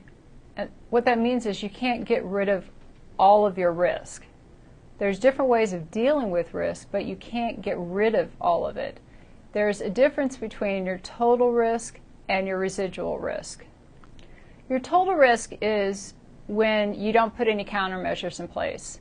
You know about there's a vulnerability or threat, but nothing's done about it. That's a total risk. That's what you're faced with. Now, if you do something, if you put a control in place, that is residual risk because you can't get rid of all of risk. So total risk just means if you don't do anything, this is how much you could potentially lose. Residual risk means that if you put something in place, it will reduce the risk, but it won't get rid of all of it. Now there's some conceptual formulas. And what I mean by conceptual formulas is that these are formulas that you're not going to be able to put numbers in. They just explain the concept between total and residual risk. So total risk is the threats, the vulnerabilities, the asset value. That would be total risk. And then residual risk, you take the total risk and you multiply it times the control gap. The control gap is what your control can't protect against, because your control or your countermeasure can't get rid of all of risk. So you could see on the exam these types of formulas. You'll need to know them. The total risk would be the threats, vulnerabilities, asset, and then you could see residual risk represented two ways. Either it lists all of those that I just listed for total risk, and then you multiply it times the control gap, or you could just see total risk minus controls. And so those are something that you'll need to know. But you know, the overall concept is you're going to have to live with some risk. Is it below the actual acceptable risk level? Remember that an acceptable risk level has to be set. What if your residual risk is actually here? That's not good enough. You may need a different control, or you may need another control to be able to reduce the risk. Now, one thing that's not commonly done in this risk program approach is an uncertainty analysis. What an uncertainty analysis is how much confidence do you have in the data that you put into the formulas or the data that you collect? Because some of the data you can know for a fact based on maybe historical events. Maybe you've collected metrics over 3 years and you have confidence in that type of data. Maybe you're actually getting data that you have nothing to base on. It's going on a gut feel. So an uncertainty analysis has to do with assigning the amount of trust or in the information that you're actually using. Because when you take this information, you go to management, they need to understand that you're not going to necessarily lose this much amount of money if you're doing quantitative. It's a guess. We're doing the best that we can on understanding our potential risks that we could run into. Now, there's 4 ways of dealing with risk, and this is not up to the group who just did the analysis. How it goes is you get a team, you identify the assets, you identify the vulnerabilities and threats, you calculate the risks, you come up with potential solutions, and then you hand it over to management. You give them the information. These are potential risks. It's up to them to determine what to do with the risk. It's their responsibility, nobody else's, because they're ultimately liable. So there's 4 ways of dealing with risk: mitigation, transfer, acceptance, and avoidance. A lot of companies don't either understand that those 4 ways of dealing is available, or they don't use it. Most of them don't understand. So a lot of times I've seen many companies have have a large consulting company come in and do a big risk analysis and all these pretty pictures and pie charts and everything, and then they do nothing with it because they don't know what to do with it. So you need to know what to actually do with the data you just collected. What do you do with this risk? So if you're going to you put a control in place, that means you're going to mitigate. You're going to reduce your risk. Put a control in place, you mitigate. Now you can actually transfer your risk, which means like buying insurance, which means that this risk is too big to sit on our shoulders. It's too much for us to take on. So there is cyber insurance. There's different types of insurance that deals with anything that could take place and that can negatively affect your revenue. So that's one way, is transferring the risk. Another way is acceptance. You accept the risk. You know about it, you accept it. And really, the acceptance of the risk is when the countermeasure costs more than your potential loss. So that's when you usually just say, okay, we understand the risk and we'll accept it. Now, another way is avoidance. And what avoidance means is you're going to stop whatever is causing the risk. So, for example, if the team has come up with a risk that you're allowing your users to use instant messaging and it's going through your firewall, well, instant messaging is a way to pass viruses and bad stuff just like any other protocol. So you can choose to accept it because maybe there's a business case that you actually need it. You can mitigate it, meaning that you still allow your users to use it, but maybe you set up your own internal instant messaging server and have it controlled. Or you avoid it. You say there's no business use for using instant messaging, so it's not allowed. So avoidance just means you get rid of what actually is causing the risk. Now, risk acceptance.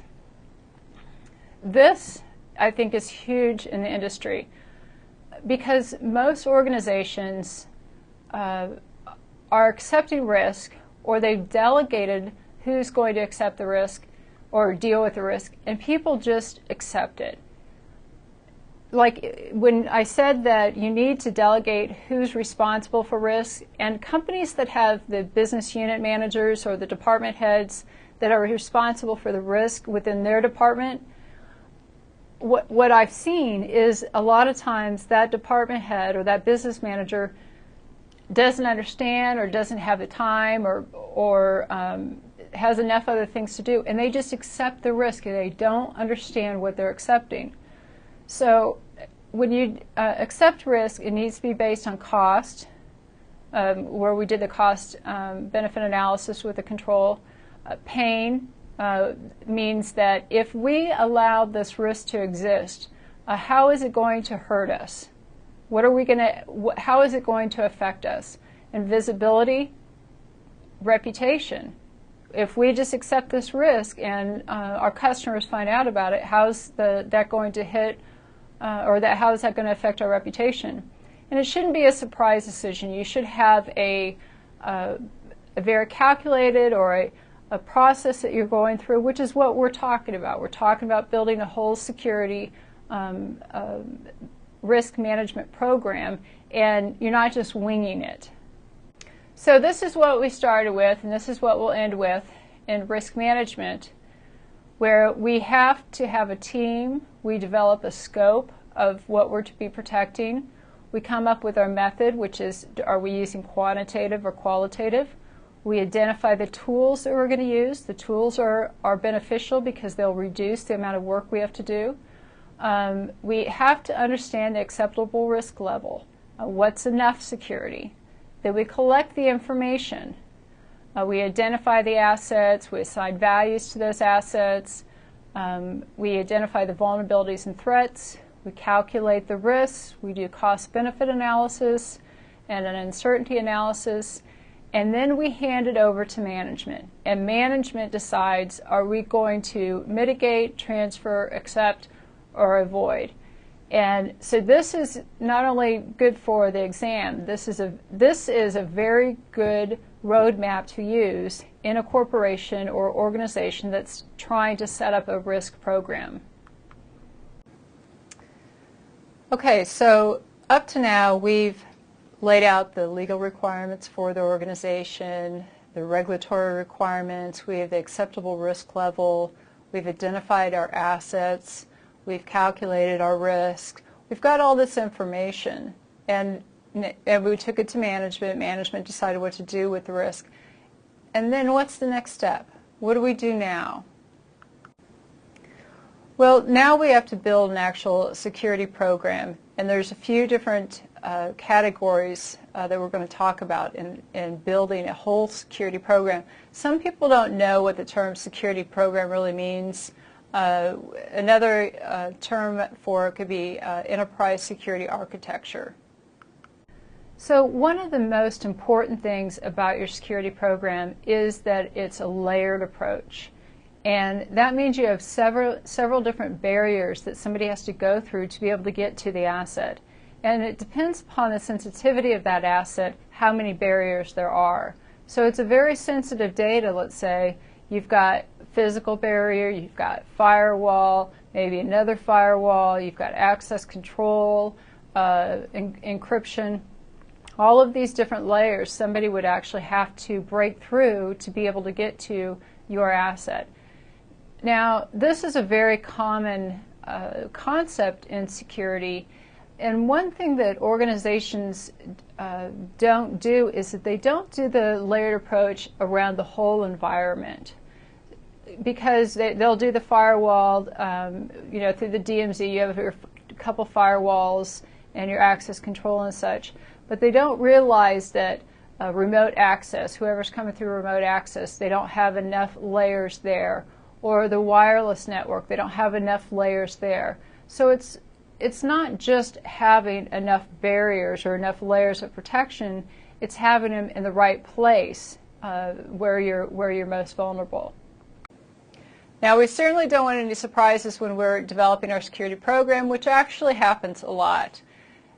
The surprises are when you don't collect enough data. Once you start developing your security program, a lot of things come up. If you don't do your research and find out how the business works, find out where the sensitive data is, find out where the sensitive data travels, the in and out points of your environment. If you don't find all of this stuff out and just start building your security program, you're going to run into things and you're going to start going one way and looking at point solutions. So really the most important thing is that assessment, going through, identifying the risks, and then start building.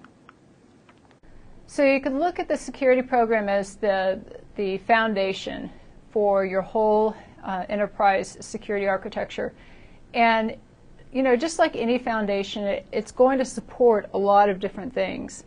And I said earlier that I've seen companies where they do the best they can, but it's hard to build a security program when you don't understand it holistically, because it's not just technical, it's the processes that have to be understood, it's the business issues. So you need to take the time to build it properly, and then if you build it properly, then you don't have to go back and try to fix things. You could build on top of it, and you've got security through the different layers. Now, when companies want to build a security program or they need to secure their environment, a lot of them don't know how to start. And that's where you get into this whole analysis paralysis. You're going into meetings, you're collecting data, and you don't do anything with that data. And that's when you go to point solutions. This whole process is it's easily mapped out, and you should follow it kind of A to Z. And so you understand who the shareholders are of the security program and who's ultimately responsible. You come up with your strategies and your principles of what is our acceptable risk level, what is it we have to protect, and then you develop your security architecture. Now, a lot of people think a security architecture is the technical architecture, but it's not. It's your security architecture is the actual framework that you're going to use, and I talked about like 7799 as a framework, and there's some others out there that are very useful, but you have to figure out which framework are we going to use. Then you come up with your organizational structure, which means who's going to be responsible for what. You have to assign roles and responsibilities. Then you could develop your technical framework, because technology is supposed to enforce what your strategy is, and technology is just one piece that enforces that. Then you come up with your baselines and your standards. You come up with your compliancy, make sure that you're compliant with the policy, the different laws. You come up with assurance. Now, what assurance means is that you know that the security things are working as they're supposed to be working. How are you going to check on that? That's monitoring and auditing. And more companies are developing security metrics. Security metrics are very important because they could track how well your security components are doing, how well your security initiatives are. In the past, a lot of security professionals have had a hard time, or somebody in the organization going to management and say, I need some more money for this. We need to roll out IPS or IDS or whatever. And management would say, well, I just gave you $200,000 last year. Why should I give you some more money? And it's really hard to sell security because it's basically like insurance. If everything goes good, nothing happens. So it's been a hard sell to management when you need funds or you need to build things that they don't fully understand.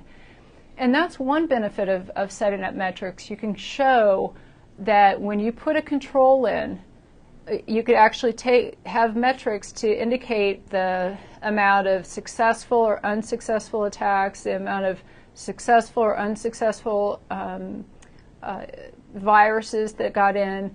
Another metric is the amount of time, operational time it took for to clean up or to recover, amount of downtime, amount of revenue. So metrics are becoming more and more important and mature in the environment. Now there is a difference between functional and assurance requirements. Functional is, does it do what it's supposed to do? That's one thing. Does it have the functionality to do the access control or do content filtering? That's one thing. Assurance is, how do we know it's doing it that well? So assurance is the level of confidence that we have in something. Assurance is, you can only have assurance if, like, you test how something's built or you run it through tests. And that's why if you buy a product, you should get the vendor to get you a copy of the product, you take it into your lab and you test it yourself. So the difference between the requirements are functionality requirements, what do we need this thing to do, and assurance requirements, how are we going to make sure it's doing what it's supposed to be doing in a secure manner. So there's different ways to conceptualize what a security program looks like. And that's actually sometimes confusing to people because they'll look in different resources and have different boxes and different bubbles and different things in different places. And that's because it is conceptual to build a whole security program.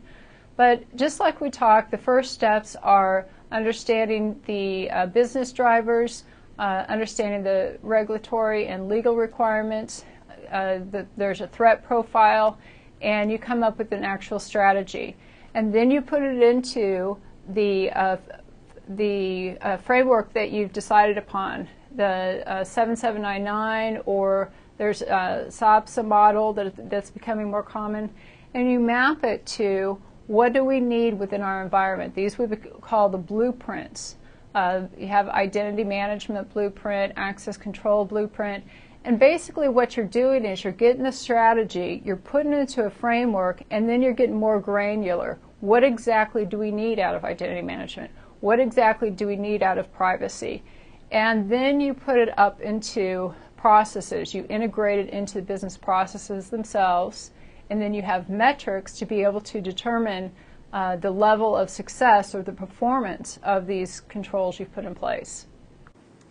Now, in the CISSP exam, they are diving more into what goes into developing a security program and risk management and all that. And that's because it's more important in the industry. We're moved up from technical, it's going up into the business area. So, of course, the exam is going to keep up with the industry. Now, it's very interesting if you look at the history or the trends or the evolutionary steps of this industry. The infrastructure or the component management is basically where we're the most mature. In the security world, we have a lot of techies. Our technology itself has come a long way, and our technology really provides all the protection or the security we need. It's just, do we have it in the right place? Do we configure it? And there's more than technology that can put a company at risk. So really the component and the operational, most companies are doing well. Now, where most companies are now evolving to is doing analysis and understanding what's actually going on in operations. And this is where the actual development of metrics come in. Once you develop metrics, then you can start collecting data, do a historical analysis, and make much more informed decisions. And once you get past that point and really understand what's happening in your department, your company, that's when you actually can integrate security within a business process most effectively. The reason that this is hard to do is because there's so many things that's involved with security. Just like we have 10 domains that we're going to cover, but just one domain. Just like the first domain, we're looking at all the things within risk management. We're going to look at policies. We're looking at how to develop a security program. In telecommunications, we'll be looking at all parts of the network, routers and firewalls and protocols. So it's difficult to be able to understand all of this and come up with plans to secure it. But the first problem that most people don't do is to come up with a plan. They just start.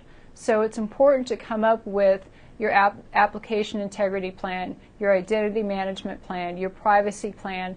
You know, what are you going to put in place? What are the actual processes, and who's going to do it? Now, one interesting thing is that within organizations, security was in IT for a long time, and then as more people realized how important security was, then there's a role like a CISO or a CSO, which is great, and they'll have a security team. Just that those exist is a huge win for the security industry overall, that those CISO and CSO roles actually exist and that they're at the C level. But one thing is that we have a security team and it's siloed. How can one security team integrate security across a whole organization? They can't, because it's not just technical. Now, if all you needed was people to run the firewalls and people to look at the IDS alerts, or somebody to do event management, that's one thing. But since this is a business and there's all these different types of risks that can happen in the different departments, one security team cannot understand all the business risks that can take place and the security risks and be able to control it. So security needs to be across the organization. And like I said before, there needs to be delegation, and that has to come from the senior level of, it's not just the CISO's responsibility. It needs to go out to the different business managers or the department heads, and they need to know what we're talking about to a certain degree of how to identify risks, who to talk to about those risks. So on one hand, it's great that we've actually moved security from IT. We've come up with these different roles, and a lot of companies actually have security teams. But now we have to go a step further. We have to identify who's going to be responsible for security throughout the organization. And different organizations have the different names for a business unit, process owner, but it has to go across the organization itself. Otherwise, you really can't have holistic security. Now, one of the mantras that's been in the industry is that security is a process, not a product. And that's true. Security is supposed to be a process, not a product. What that means is you can't buy a product, install it, and now you're secure. You have to actually understand the business processes and the workflow and identify with the steps within the processes where the threats can come in. And many people have gone through this because regulations require it, but not to the necessary. A lot of them go through this just to please the auditors. But you actually have to understand not only how the business works, but the different steps through like a flow chart or something, and identify where the risks happen. So that's how you integrate security within a business process. And most companies, I don't think anybody's fully there yet, but that's our utopia. That's what we're working towards. Now, in the past, security usually came from IT, as I said, and that's a bottom-up approach. And the problem with a bottom-up approach is you have people in IT who they actually don't know all the risks to the company. They understand the technical risks, but they don't understand all of the risks, and they don't understand the full business. They don't have the purse strings. They don't have the recognition. Security needs to come from the top down, because it's senior management that can enforce security standards, can enforce that people will be doing what they're supposed to be doing. They have the money, and they have a larger view of the organization. Instead of just one component like IT, they can understand an organization and all the different types of risk and how it can affect the company. So security needs to come from the top down, because the top is the one that's liable in the end. So I've fought with management over a lot of years, and I'm just thankful that security is now becoming into more people's consciousness, and they have to think about this at different levels. But people who've been in this industry for quite some time know what a struggle it's been to get management to key in and understand these things. Now, I said that there's different models or frameworks that you can use to build a security program, and the most popular one is it's called BS 7799. That's British Standard, but now it's been accepted by the industry body, so it's ISO 7799. And if you look at the different things that fall under these guidelines, they map pretty well to the CISSP domains, because within the CISSP domains, we actually go over what needs to take place in every security program. So if most people aren't, or organizations aren't going to know how to build a security program, so that's why they laid this out. Like I said, it was British Standard 7799, and it was a de facto standard. De facto just means that it's a good idea, so everybody starts doing it. And then it can move into an actual standard, which this has done. And that's what the ISO, that's International Standards Organization. So this, companies actually get certified against this, and the 7799 is going through some upgrades or being a little bit modified by the ISO group. Now, as if things weren't confusing enough, what you'll usually see when we're looking at this type of thing is ISO I7799, because the British Standard 7799 was actually broken into 3 parts, and the CISSP exam covers really just the first 2 parts. In the British Standard 7799, the first part talks about the controls that could be used, the countermeasures that should be used. And the second part talks about how to actually build a security program using the controls that are in Part 1. So since we're kind of going through this flux, the numbers are actually changing, which are confusing some people. So what you'll commonly see today is ISO 17799 2005, and that means it's a standard, an ISO standard. They're still using the 7799, and 2005 is when it was created.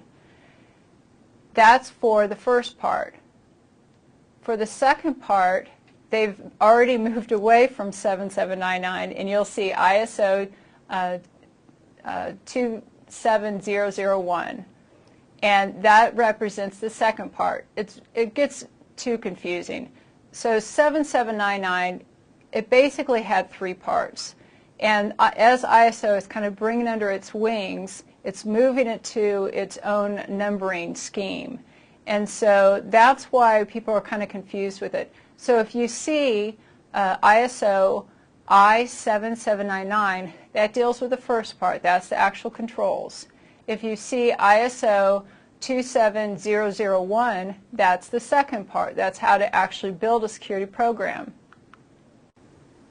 Because security is so important, the organization, the ISO organization, is coming up with its whole series. It's very common to like the 9000 series with quality. If you've ever had to go through being compliant with the 9000 series, whole series, a whole bunch of numbers that indicate exactly what needs to take place. So the ISO has come up with a series starting off with 27000 that has a vocabulary of all the terms that it's going to be used in that series. So again, right now what you'll usually see is ISO I7799, which represents the controls that could be used, and then ISO 27001, which represents the security program. Now, it's the security program standard that companies can choose to get certified against. So you can have an outside auditor who's already been blessed, by ISO that they could do this. They'll come in and see if you're actually following the standard and are compliant with it, and then you can brag to your customers to say that somebody else says we're secure. I mean, that's the reason that you actually do it, is provide confidence with your customers and your partners. Now, something else that's getting a lot more limelight is called COBIT. And this is the Control Objectives for Information and Related Technology, COBIT. And this is a whole structure for really how to set up a IT infrastructure. It's not necessarily just about security, although it has a portion that deals with security. It's about all the things that should take place in a IT infrastructure. In COBIT, there's 4 domains. It's broken down into planning and organization, acquisition and implementation, delivery and support, and monitoring. So it has all of these different domains. And within security, we're usually just looking at the delivery and support domain that ties into the security issues. Now, COBIT is great, but you can't really implement all of it within even 3 years because it's huge. It covers everything. But as security professionals, there are specific things that are called out that we'll look at. So the common things that we'll look at as security professionals are we have to come up with a security plan. There's a piece about identity management, user group management, security testing.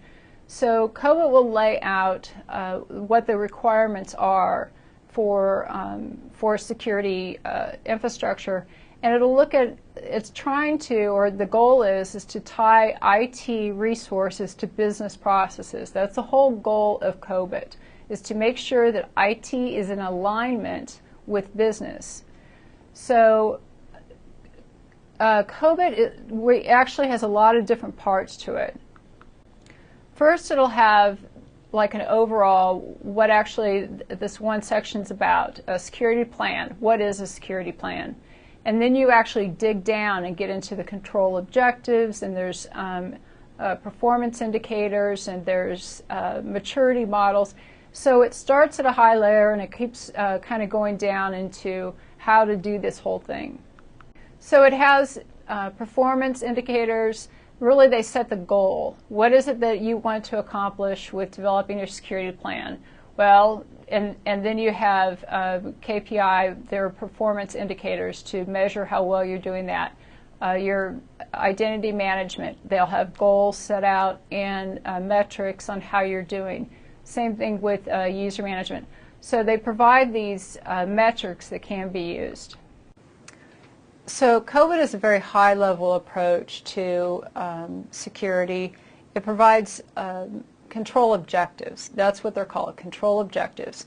And basically, you have to provide a control that maps to that objective. And that's what the auditors are going to be looking at. They'll have the control objectives, and then they'll look at the control or make sure you have a control in place. So it's a high-level approach. COBIT is I think it's useful because it covers so many things, because a lot of companies don't know that they have to have a security plan, that they have to have these type of policies, they need to do this, that other thing. So it has a whole list of things that need to be done. They do have performance indicators that are a little bit high level. A lot of companies get more detailed into the metrics they use. Now, something else that's becoming more important within the industry is information technology infrastructure library. And this is not something that's directed at security, even though there's a security component in it. The goal of ITIL is to run the IT department in a very efficient way to perform its services to its customers. And its customers are the internal groups within the company.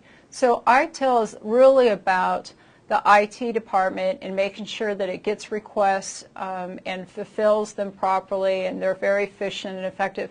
And there is a component of security in it, but It's something that you should be aware of because it's becoming more and more important because we have to save money. There's a lot of wasted money and wasted time within IT departments, and we have to make sure that they map properly to business processes. Now, security governance is another term that is in the industry, and I feel sorry for a lot of people that they get very confused. In fact, Information Security Magazine asked me to write an article about what is 7799, what is Octave, what is HIPAA, what are all these acronyms that are being thrown around, because companies these days, the business people, not only do they not necessarily understand technology or the security, but they already have their job. They already have a job, and now security is becoming part of their job, and it can be very complex, and they don't necessarily have the time to do all the research and live and breathe security like the professionals. So, another thing is, what is the security governance? This is another term that is very subjective to a lot of people. They don't know how to necessarily articulate it. So security governance is it's like corporate governance. Corporate governance means that the board and senior management is overseeing and responsible that the organization is running properly, that nobody's cooking the books and all that. So security governance is that security is being controlled, and it's being done properly. It's not just in IT. It's a board issue. It's a senior management issue. It's spread out across the different process owners or the business units. So security governance is something that's kind of wishy-washy, where some people don't know what it is, but it's out in the industry being discussed a lot.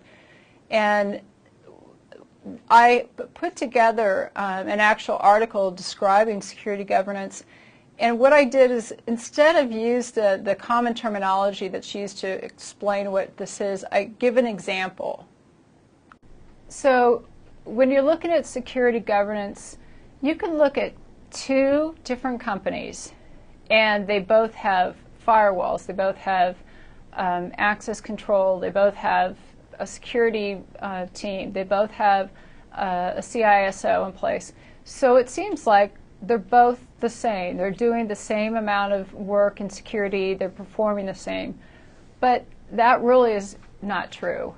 When you look closer, you can have company A that actually has a security governance program, and that means that everybody who is supposed to be involved is involved. The board, senior management, the different process owners. The other company, it's just an IT. They don't have the security spread out, and senior management isn't taking it seriously. Another thing is that the executive in the company A, the executives are setting the stage. They're setting the tone for security. Company B, you have a CISO who has all the responsibility and liability, but no support, no funds. And for a long time, and even today, CISOs are commonly the sacrificial lamb because the senior management isn't taking responsibility. And company A that has security governance, they would understand the business processes. They understand where the security risks are within the business processes. In company B, they haven't documented or looked at the processes. That's a big difference. In company A that has security governance, they hold their people accountable. They hold not only the CISO, but the process owners and even the employees. In this other company, they have policies, but they don't ever back them up. So you could see the difference between two different companies. One has security governance and one doesn't. And another thing with security governance is you have the metrics in place and you're continually trying to improve and you're monitoring. So security governance is really becoming a big thing in the industry because regulations are requiring it. And a lot of people don't understand what actually it is. It means doing the right thing, doing all the things that we're talking about, especially in this domain, and being responsible, carrying out due diligence and due care. Now, we've talked about risk management. We've looked at some frameworks that could be used to set up a security program. We talked about what a security program is. Now we have to kind of start filling it in. And in the components, especially in security management practices, would be the development of the policies, the standards, the baseline, the guidelines, roles and responsibilities. So some people aren't actually familiar with the policies. Some people are at a very technical level and they never see the policies. And they don't realize how many there really are. Some people think there's just one policy that affects and addresses everything. Most organizations have several different policies that address, specific issues of how you're going to deal with sensitive data or physical security. So there's a lot of different policies usually involved. Now, the overreaching policy is the organizational policy, and that addresses the business needs, the laws, regulations. But this is the directives for management. Basically, the policy is what management says the role of security in this company. What is the role of security in this company? So there's different types of policies, but there is usually one overreaching policy itself. So in this organizational policy, what's there? Well, we have the strategic direction of what security management is all about. We identify the compliancy issues. We define the actual security program itself. You define the roles, not individuals. You don't call out individuals. You define the roles and their responsibilities. You define the actual security team. So in a way, it's a high-level roadmap, but it is very high level. A policy is not specific because it has to cover so many different departments and so many different processes and different technologies. If your policy was specific, let's say about a type of firewall, you'd have to change it once you did a refresh. So a policy is almost like a law. It has to be interpreted. So the organizational or the overall policy works as the framework for the security program. And what that means is it's the directives for management. They've laid out in the policy, it lays out all the things we went over. And this is what you go to when there's a question. After a security program is put in place, if there's ever a question of how to deal with something, or if there's somebody doesn't agree with some of the procedures or standards, you always go back to the policy to see what it says, because the whole thing is you have to be compliant with the policy. That's the whole goal of all the security stuff within an organization. And it has to be a good policy that covers all the responsibilities of security. Now, like I said, there's several different types of policies. There's individual policies that are called issue-specific policies, also called functional policies. And they are going to address specific things that the overall policy can't get into.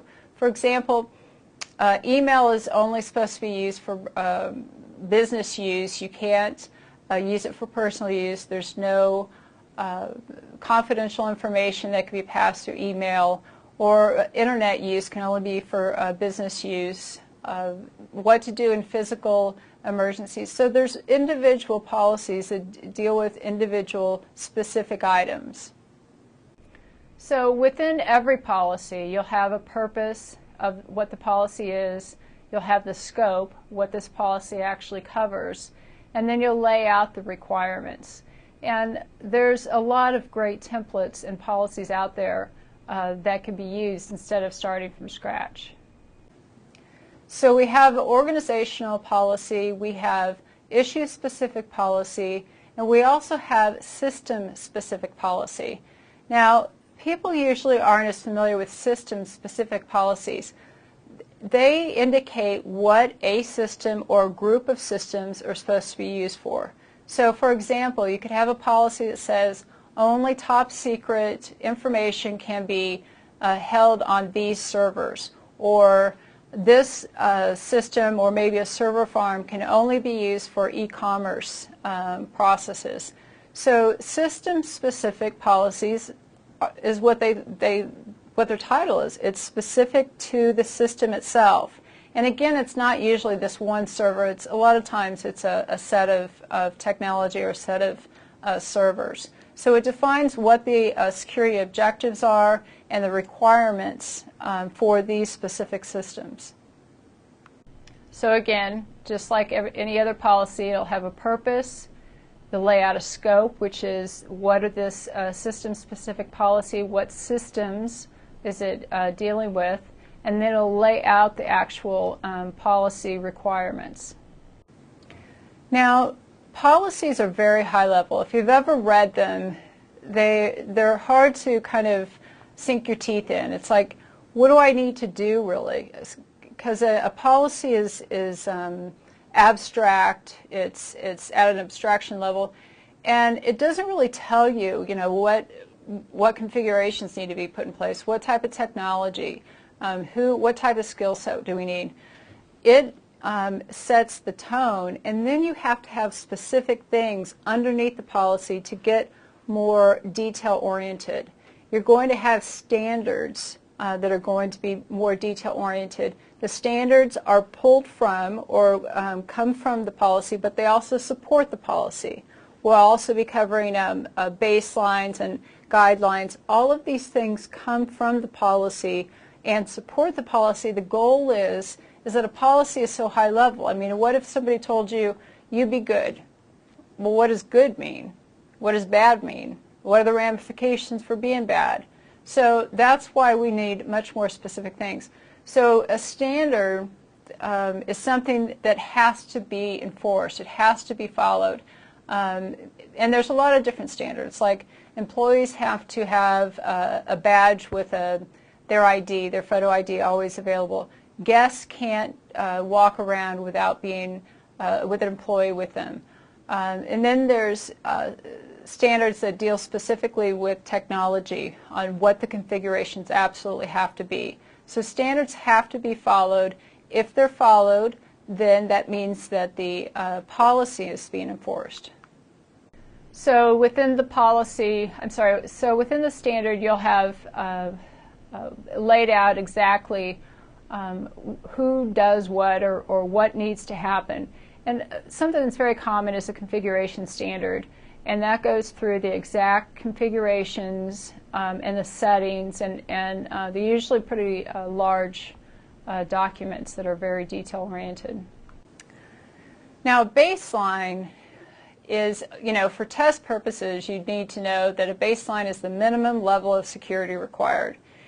And what that means is that we have an acceptable risk level set, and let's say within the accounting department, we can only use systems that have a C2 rating.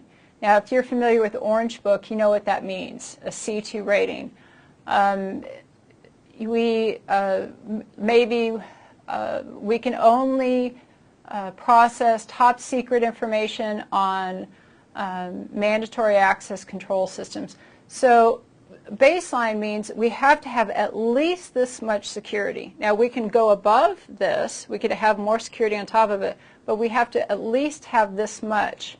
So really, if we follow all the standards, that means that we're hitting that baseline. So if we follow all the standards properly, we are providing the minimum level of security that's required. And then, as I said today, we're getting into metrics to be able to define these and keep track of the security levels a little bit better. Now, there's a lot of products out there that will provide you different metrics, and those are important to understand how well you're doing in reducing the vulnerabilities, reducing your risk overall. And this is outside of CISSP.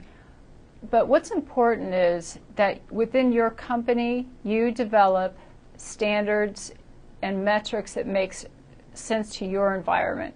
Because a lot of my customers are very concerned about what metrics. They don't know what metrics to come up with, and they say, well, what's used in the industry, or what are companies using? And it really doesn't matter what metrics you're using as long as you stay with them, as long as they're standard across the board. Because they have to represent something within your organization, and that's what you're going to report up to management to indicate how well things are going on. But metrics are used to indicate how well we're doing against our baselines. So we set our baselines, the metrics, we keep track of those to say, yep, we're hitting our baseline, or no, we're not hitting our baseline. We need to put another control in place.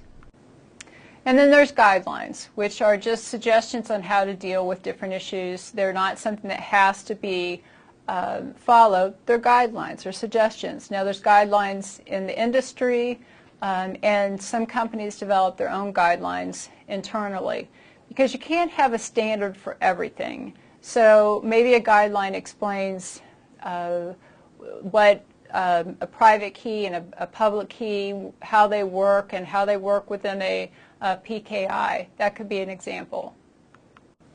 And then you have procedures, which are step-by-step instructions of how to do something. And this is really where most companies fall down, is to have complete sets of procedures, because there are a lot of writing, there's a lot of stuff to put down. But the reason that you should have procedures is to ensure that things are happening in a standardized way. Would you want somebody to set up a server any way that they want to, or should they set up a server and have the same configurations as the other servers? So it's all about standardization. So if we look at how these components come together, let's say we have a policy that unauthorized users should not have access to sensitive data. And a policy would be that high level. Then you'd have a standard that says users must have a smart card and a PIN number to be authenticated and then authorized to access this sensitive information. That's the standard. The baseline is the number of unauthorized accesses allowed, because really you can't have 100% security like I've talked about. So you have to set a baseline that's a clipping level. It's an actual threshold. Then you have a guideline that explains what identification and authorization is, and potentially how to use smart cards. And then you have procedures on how to actually configure like a database that controls where the sensitive data is. So this is how they all work together. And again, the policy is the management directives, it's high level, and all of these other things are developed to provide meat for us to actually know what to do to be compliant with the policy. So the policy should not just be known by the security group, and that happens. If you go into an organization, you say, let me see your security policies, some people will never know where they are. Everybody should at least know how to get access to them. They should be on like an intranet site or something. But the CEO and the board actually needs to bless them. They need to bless the policies that are put in place.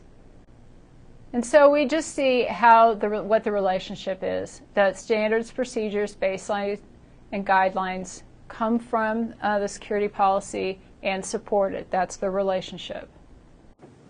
Now, what's senior management's role in security? We actually talked about this a little bit, because I said that security should be top down, not bottom up. Security management needs to run.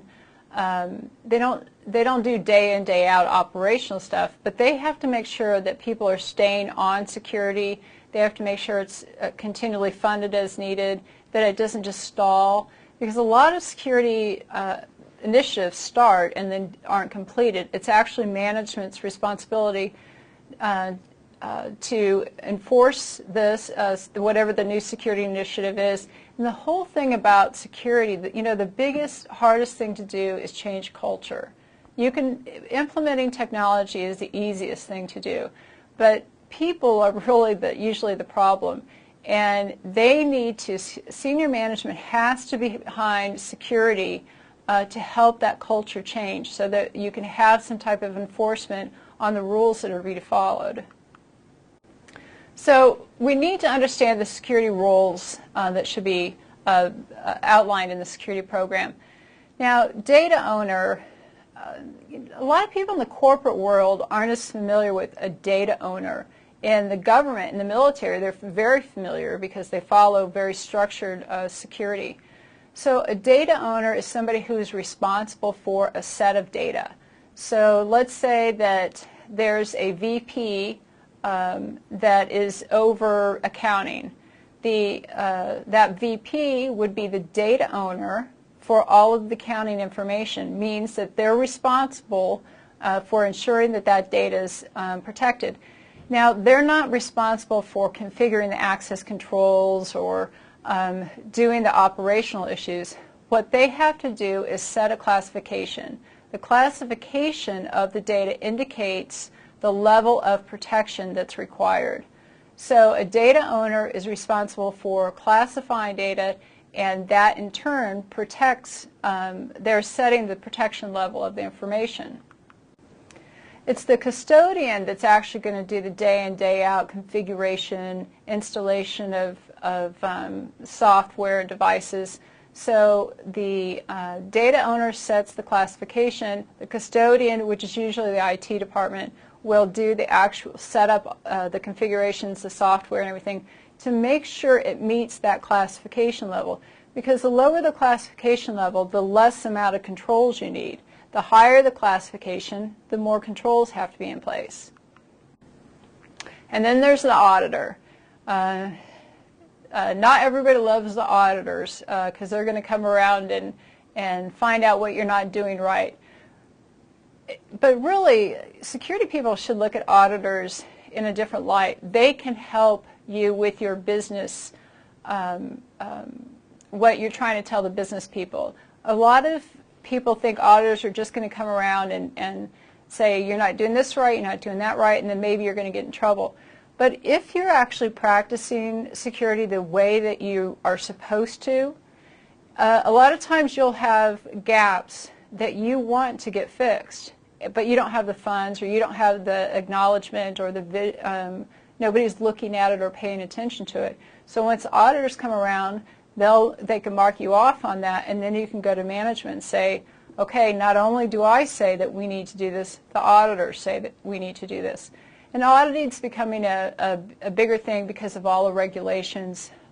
Most large organizations have internal auditors that are ensuring the compliancy to the policy, and then there's external auditors that will come and make sure the company is compliant with the regulations.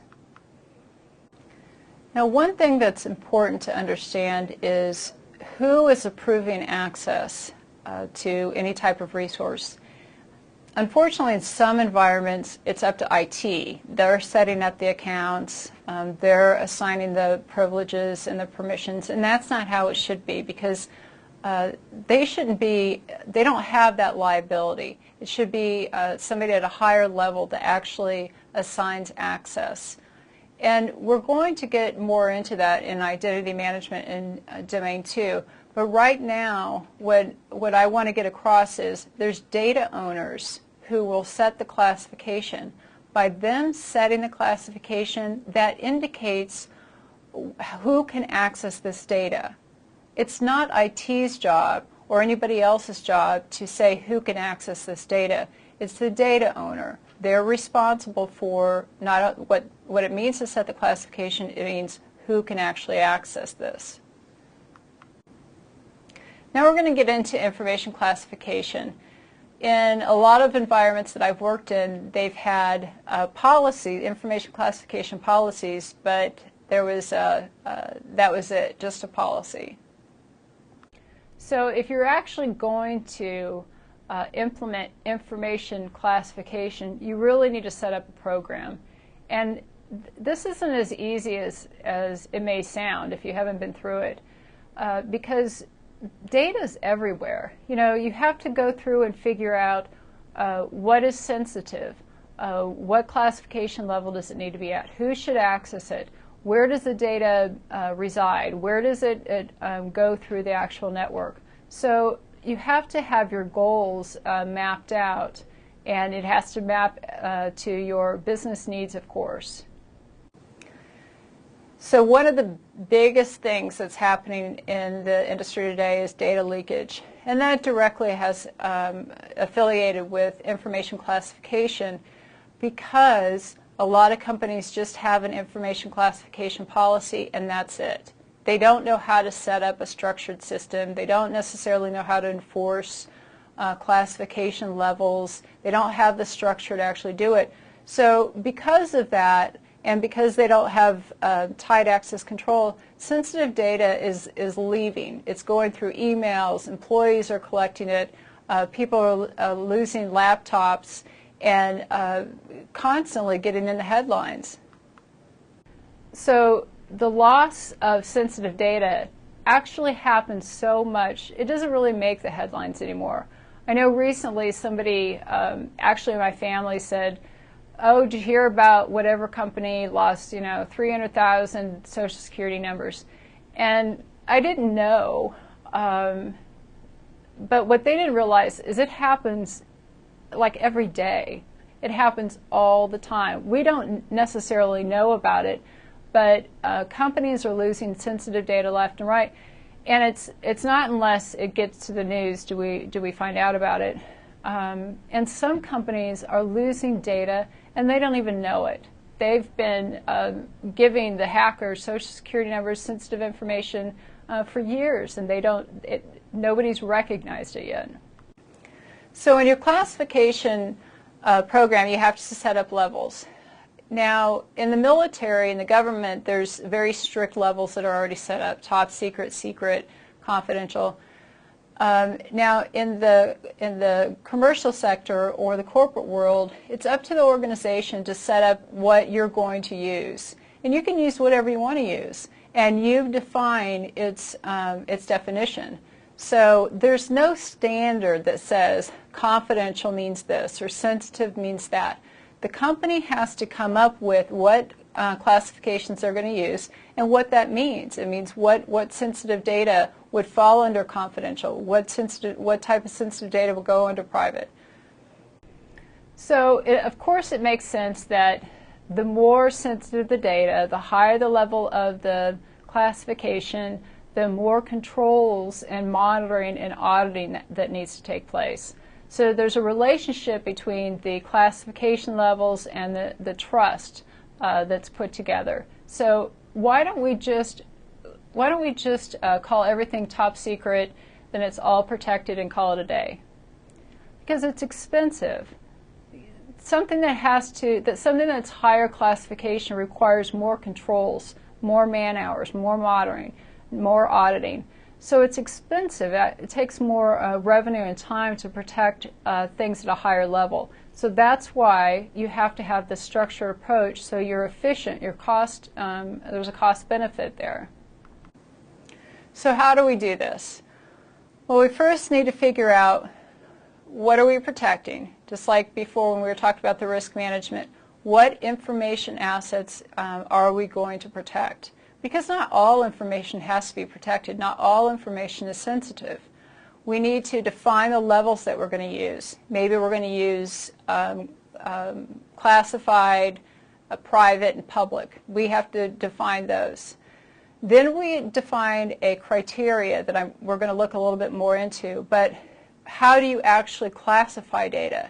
Because you don't want people to just wing it. You actually have a criteria to determine what goes into private, what goes into public.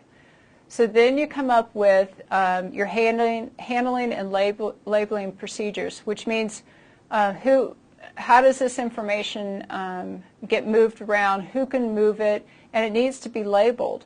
And this is another way where information is being lost.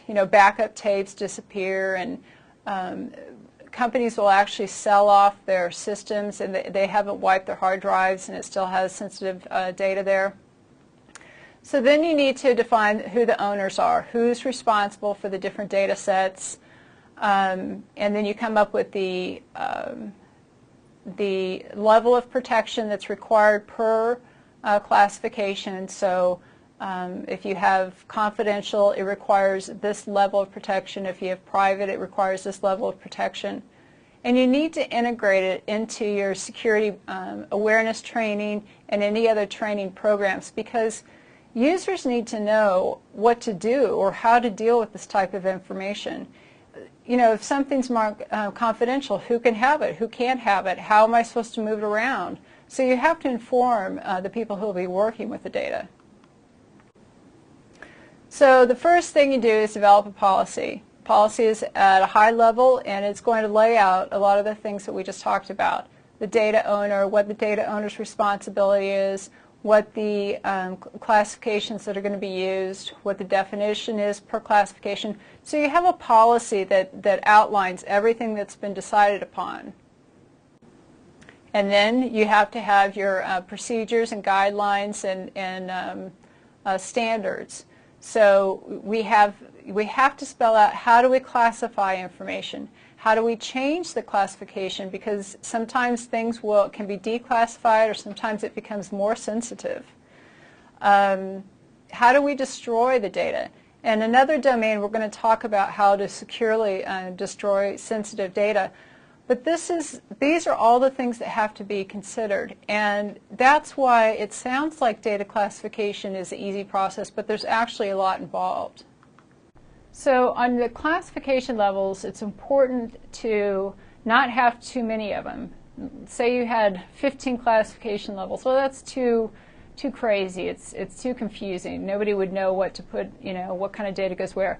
So you don't want too many, but you also don't want too small of an amount, because they're not going to be taken seriously.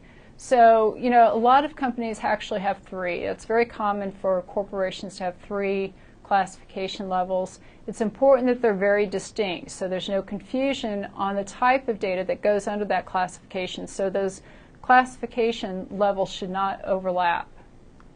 So I talked about a criteria, and this is something that I've seen a lot of companies miss. You know, they'll have a policy. They may even identify the data owners, who's responsible for the data, but the data owners have no idea how to classify the information. They just gut, you know, that seems sensitive, so I'll put it into this classification, or I think people could have access to that, so I'll put it in public.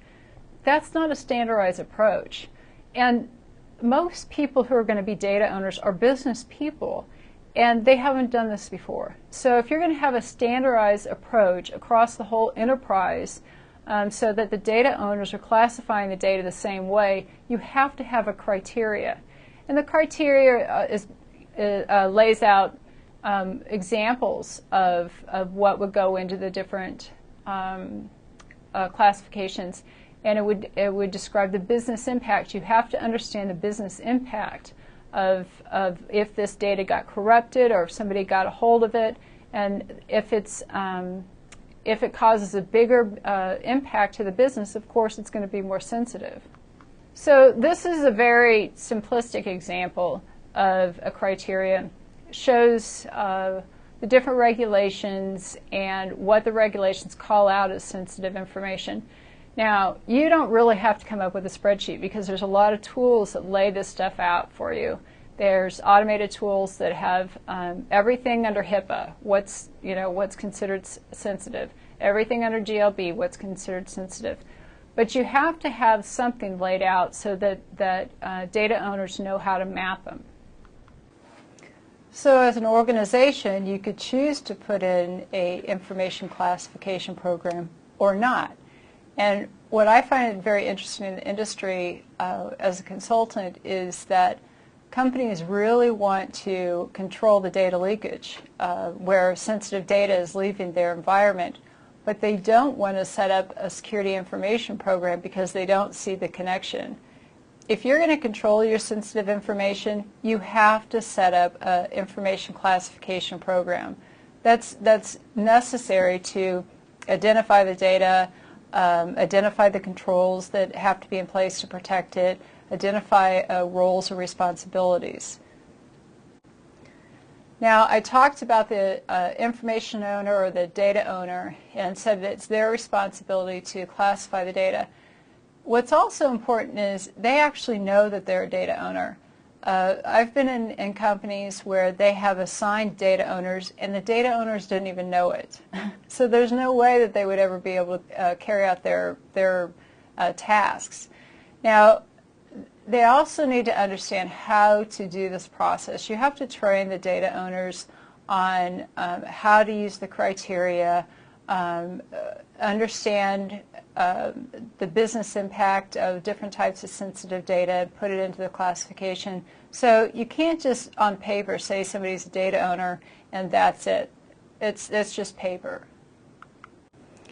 So as I said before, the sensitive data must be labeled properly and have handling procedures. How are we supposed to handle this? You know, if it's a digital, if it's in paper, who is supposed to handle it? What are the procedures? There should be markings. You know, if it's classified, it should have that on the actual paper or on the digital format. And this is important that, you know, it gets back to that whole due care thing. If sensitive information got out and then one of your customers came to sue you, you know, you'll go to court and they'll say, well, what did you do? And if you didn't do things like this, if you didn't set up an information classification program, if you didn't train the people how to do it, you didn't properly mark what was sensitive and what wasn't, then you'll be found liable and you'll be in the headlines, which is not a good thing. So you need to test your classification program. Make sure that the people know what they're supposed to be doing.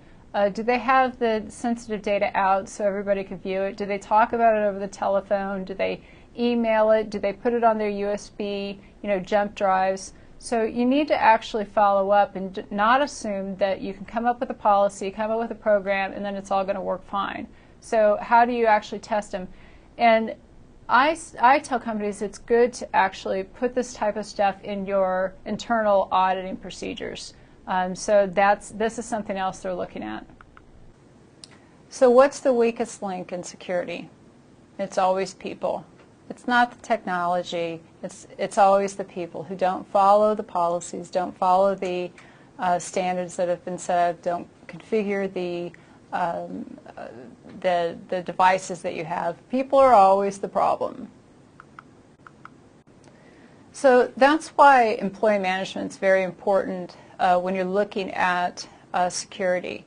This deals with when you're bringing somebody new in, when you're actually firing them or laying them off, or the training. So we're going to look at each one of those. So with employees, you need to have their position defined, and this is particularly with people who have any type of security responsibility, like the data owners or data custodians or whatever. It needs to be written in their actual job description that this is part of their responsibility. And when you're filling these types of sensitive positions, you need to think about, you know, what type of screening you're going to do. You need to carry out account management, look at how you're going to detect unauthorized activities. All of this falls under employee management. Now, something that HR is getting better about is how people are hired. The pre-employment things are a lot more strict than they used to be. You know, it used to be that they just hire you because you have a certain skill set. And now they ask you all of these weird, feel-good kind of questions, like if you were working with somebody you didn't like, what would you do in that situation? Well, you're not going to, you know, I'm going to cut them up with an axe. You're not going to say that. But they're going to ask you all these questions. And the reason is because when you hire somebody, it's not just their skill set. It's the actual character. It's the person that you're bringing on board. So when you're hiring somebody, you may need to do a background check. You need to look at their education and experience. Those are two things that people must lie about: what amount of education they have, the amount of experience. And then you need to have termination processes and procedures. So if somebody's going to be laid off or they're going to be fired, You go through an exit interview, which means you explain to them by themselves what's going on. Companies that want to protect their sensitive information, when they actually hire the employee, they'll have them sign a non-disclosure agreement saying that you can't share our secrets. Now, at the termination process, you might want to remind them, look, you signed this, and you're legally responsible not to share our secrets. You also need to turn off their accounts so that they can't have access. They need to be escorted out of the building. They need to return all of the possessions for the company. So you need to have these procedures because, you know, there's been so many bad things that's happened in the past where people would get fired and they didn't follow these strict procedures, and then, you know, they went off and shot people or did, you know, terrible things. So it seems kind of cold, especially when it's just a layoff, that like guards are actually taking the poor employee who just got laid off to the door, but it's protecting the company and the employees overall. So there should be some type of a checklist that actually is followed. HR is getting, you know, like I said, most corporations are getting a lot better about following specific things on hiring and firing. It doesn't happen as loosey-goosey as it used to before. Now, one thing that's important, not only in the industry, it's important for the exam also, but an unfriendly termination. So when you know that you have a problem child, you know that you're firing somebody and they're not going to be very happy about it and they're going to be revengeful, you need to, of course, follow all of the things that I talked about. But one of the most important things is to get that account, their account to the network, turned off or disabled. And this is, you know, the companies have been in very interesting positions where I remember one company who was, they had a network administrator who, you know, thought he was great. He thought he was God, and he wasn't very nice to people. And so when people complained, management brought him in and says, hey, look, you need to, you know, you need to shape up or we're getting rid of you.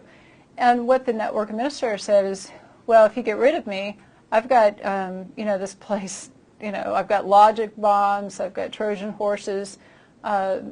So if you get rid of me, you know, there's things I could do. So management was scared, and they didn't fire him. And then he continued with, you know, not being good to people and everything. And they did fire him. And then he erased 2 of their whole databases, all their information. And that's just one story. There's a lot of stories that we don't hear about that people carry out. And that's because they have to have privileged access to our sensitive data. They're the ones, you know, like the administrators or the engineers have direct access. So you need to really understand who has what type of access, especially in our environments where we don't have an overall identity management access control program, which means you can pull access from all systems at one time. A lot of our environments, you have accounts of different systems that you have to make sure are properly disabled. So if it's an unfriendly termination, it's important to make sure that they don't have access to the system right away. Now, security awareness training needs to take place, and this is something that a lot of regulations are demanding, and companies that don't have it in place are now actually working hard to get it in place because the auditors have put it down that they don't have it.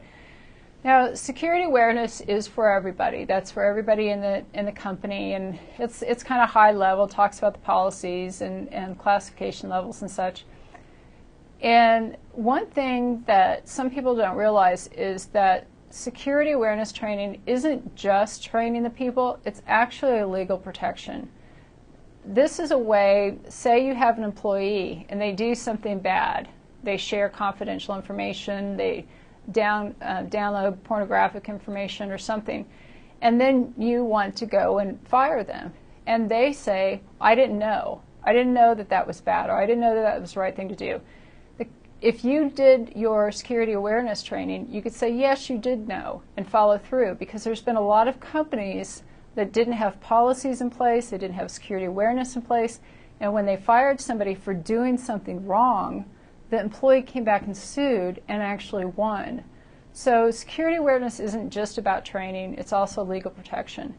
Now, the different levels of people need different types of skills. So there's actually training that'll take place, and some regulations are making sure that you have the right skill level of the people in different roles. And then there's actually education, where that's usually what you're looking at, degrees and such. So there's a difference between education, training, and security awareness. So looking at the security awareness, we're just learning information. In training, it's the how. How do we actually carry out security activities? And that's more knowledge. And then the education is why. Have deeper understanding of why this stuff actually takes place. So the main thing is, who are you putting in these different roles to protect the company? What is it that they need to know, and to what level? So as I said, that security awareness is not only teaching people what the rules are, it's also a due care thing with liability. And you should do several different things. You shouldn't just have, an annual security awareness class. A lot of, especially the larger companies, have online courses. They have posters, or they have banners, or they have memos, or they have things that go out to educate the users about, the new viruses, or what to do if there's an incident that takes place. Another thing that I see that doesn't take place in a lot of organizations is enforcement.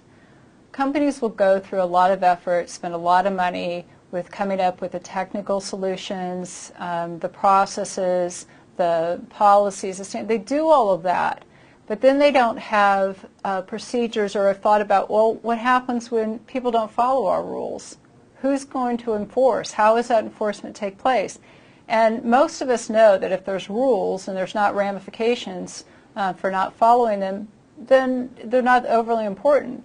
So enforcement is actually very important, that people know that something's actually going to happen. But a lot in the corporate world, they're not very good about enforcement. In the military, the government, they're much better about that. So we covered a lot of information, and I have another question that I want you to go through. And again, the reason that I'm doing this is because a lot of the information that we've covered today is not complex.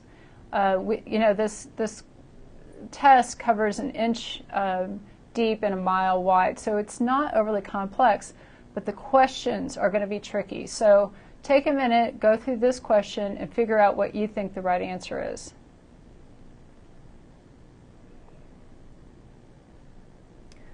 Okay, so the right answer is B, using access controls. And if we look at the question, it says, a company needs to be concerned about an asset's reliability, confidentiality, and integrity. What is used to enforce protection of integrity? Now, control A, controlling physical security.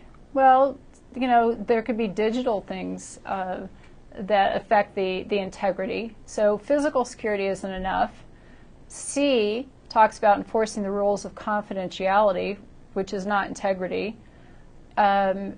D is talking about logical security, which is technical.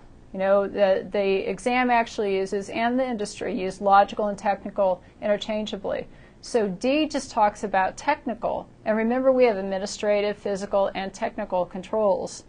So that's why B is the right answer, using access controls, because it actually includes A, C, and D. And that's kind of how this exam goes, is a lot of times there's a question or there's an answer that covers the rest of the answers. And why some people think that they'll take the exam and they'll be there and they'll say, boy, there's 2 right answers, or there's 3 right answers, and they'll go over and over and over again. But one of the answers most likely encompasses the other 2 answers. So using access control covers physical, security. It covers logical security. And, C, we're not even talking about confidentiality.